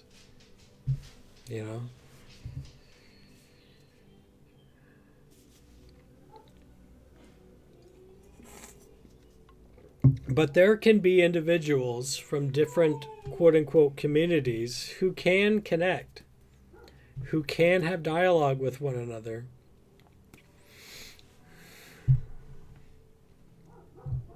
I am not familiar with Daggerfall. Is that a game? It doesn't sound like it would be NES or SNES. It's from 96, though. Oh.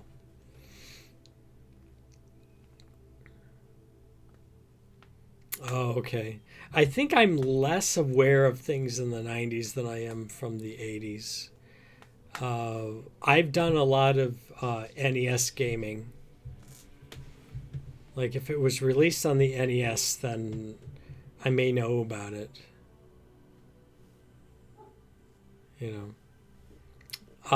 Let's just say that the most recent gaming console I own is the Nintendo 64.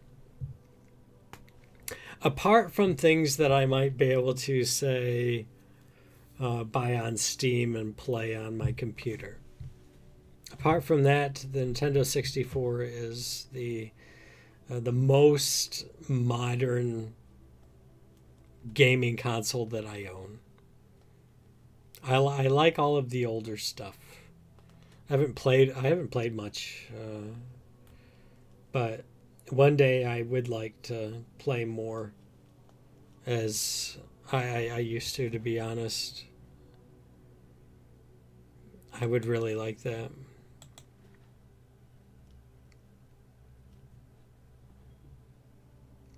Oh, is that right? Okay. Now, I will say that I've played some Hearthstone. I've played Hollow Knight. I've played a lot of Steam games, things that I might be interested in.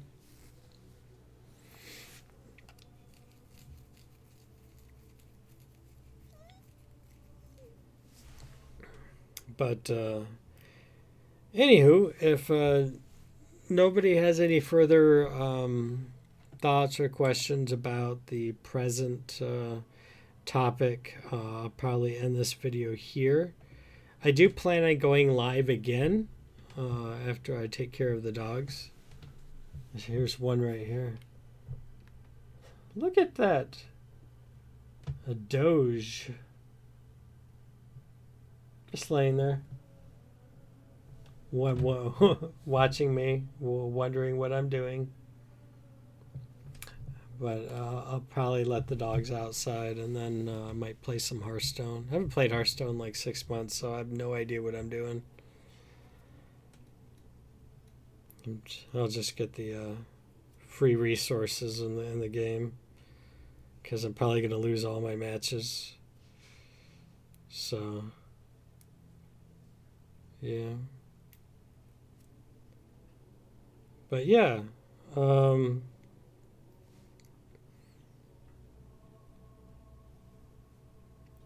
I do enjoy dialogue. I think part of what dialogue helps me to do, it does help me to learn charity towards others, but it also helps me to listen and learn about thoughts and that people might have, how that may be similar to or different from what I think. It also gives me an opportunity to, I think, better articulate what it is that I think about certain things.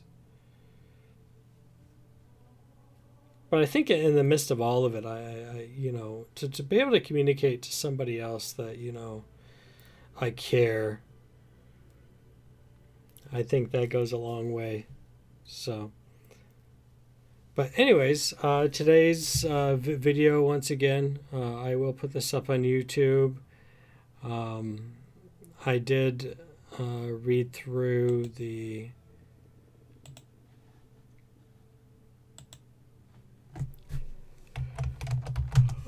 Bishop Thomas,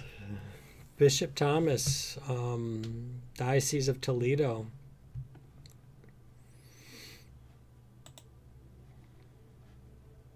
I'll go ahead and repost that again for people who might be interested.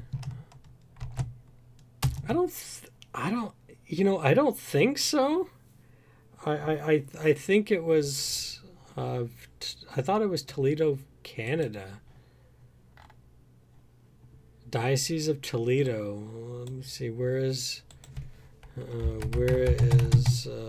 Diocese of Toledo?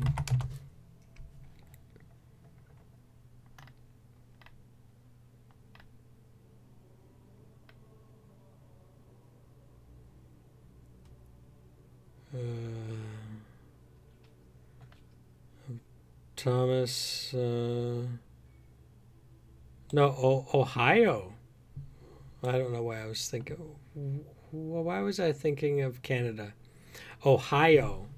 So Toledo, Ohio, in the United States. Bishop Daniel Thomas wrote this. What I just posted.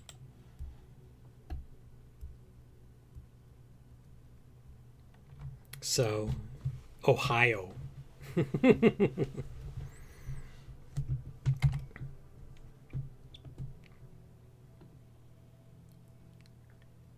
Yeah.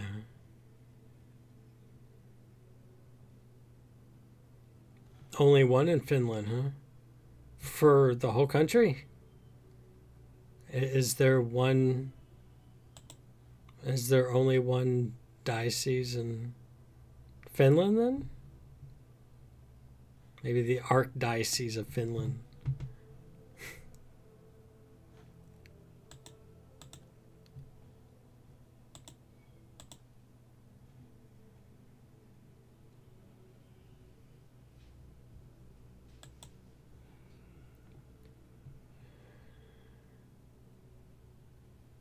Oh, okay. I gotcha. All right. For those who are not aware, before I get going, I have been invited to speak with. Let me see what his name is.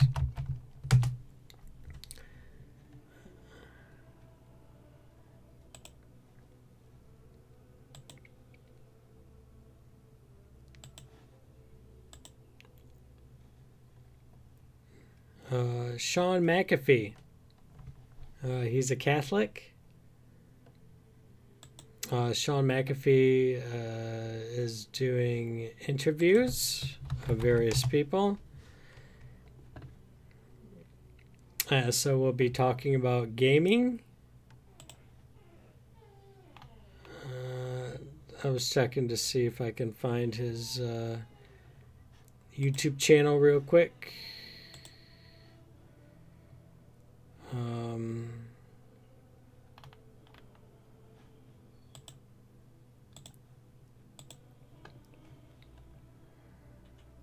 There it is, Sean McAfee.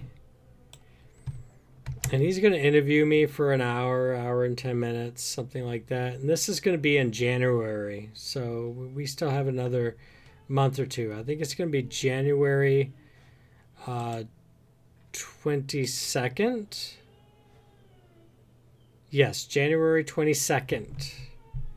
8 p.m. Eastern Standard Time. He's going to interview me. This is his YouTube channel. We'll be talking on there. So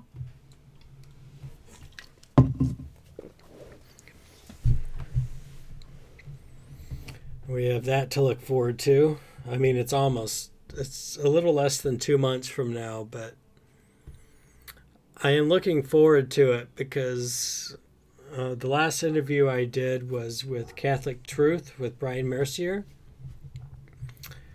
where I talked about my conversion from Wesleyanism to the Catholic Church a little bit. And before that, I think the only interview that I had when somebody interviewed me was Marcus Grodi on the Journey Home program on EWTN like 17 years ago. No, sorry, Wesleyanism. So it's regarding John Wesley. I used to be a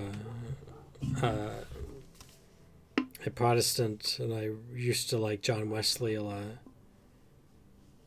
And I became a Catholic by doing a comparative analysis between the thoughts of John Wesley and the Catholic Church. No, I'll be having that dialogue with him. And then what I'll do is it's gaming related, so there will be me talking about gaming and stuff.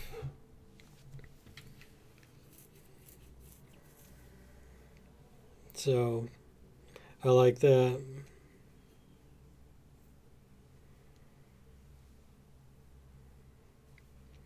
But I'm going to get going for now. I do have to take care of the dogs. I'm a dog breeder, so dogs need food and taken care of. But once I'm done, I'll jump back on and lose all my games in Hearthstone.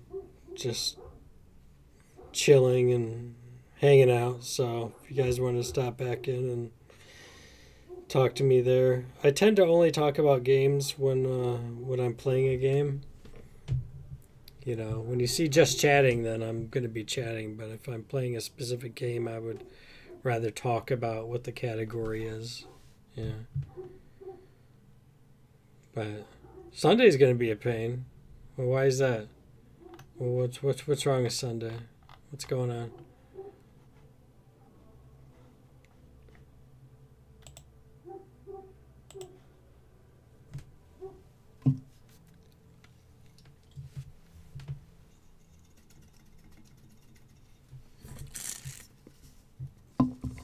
Sleep.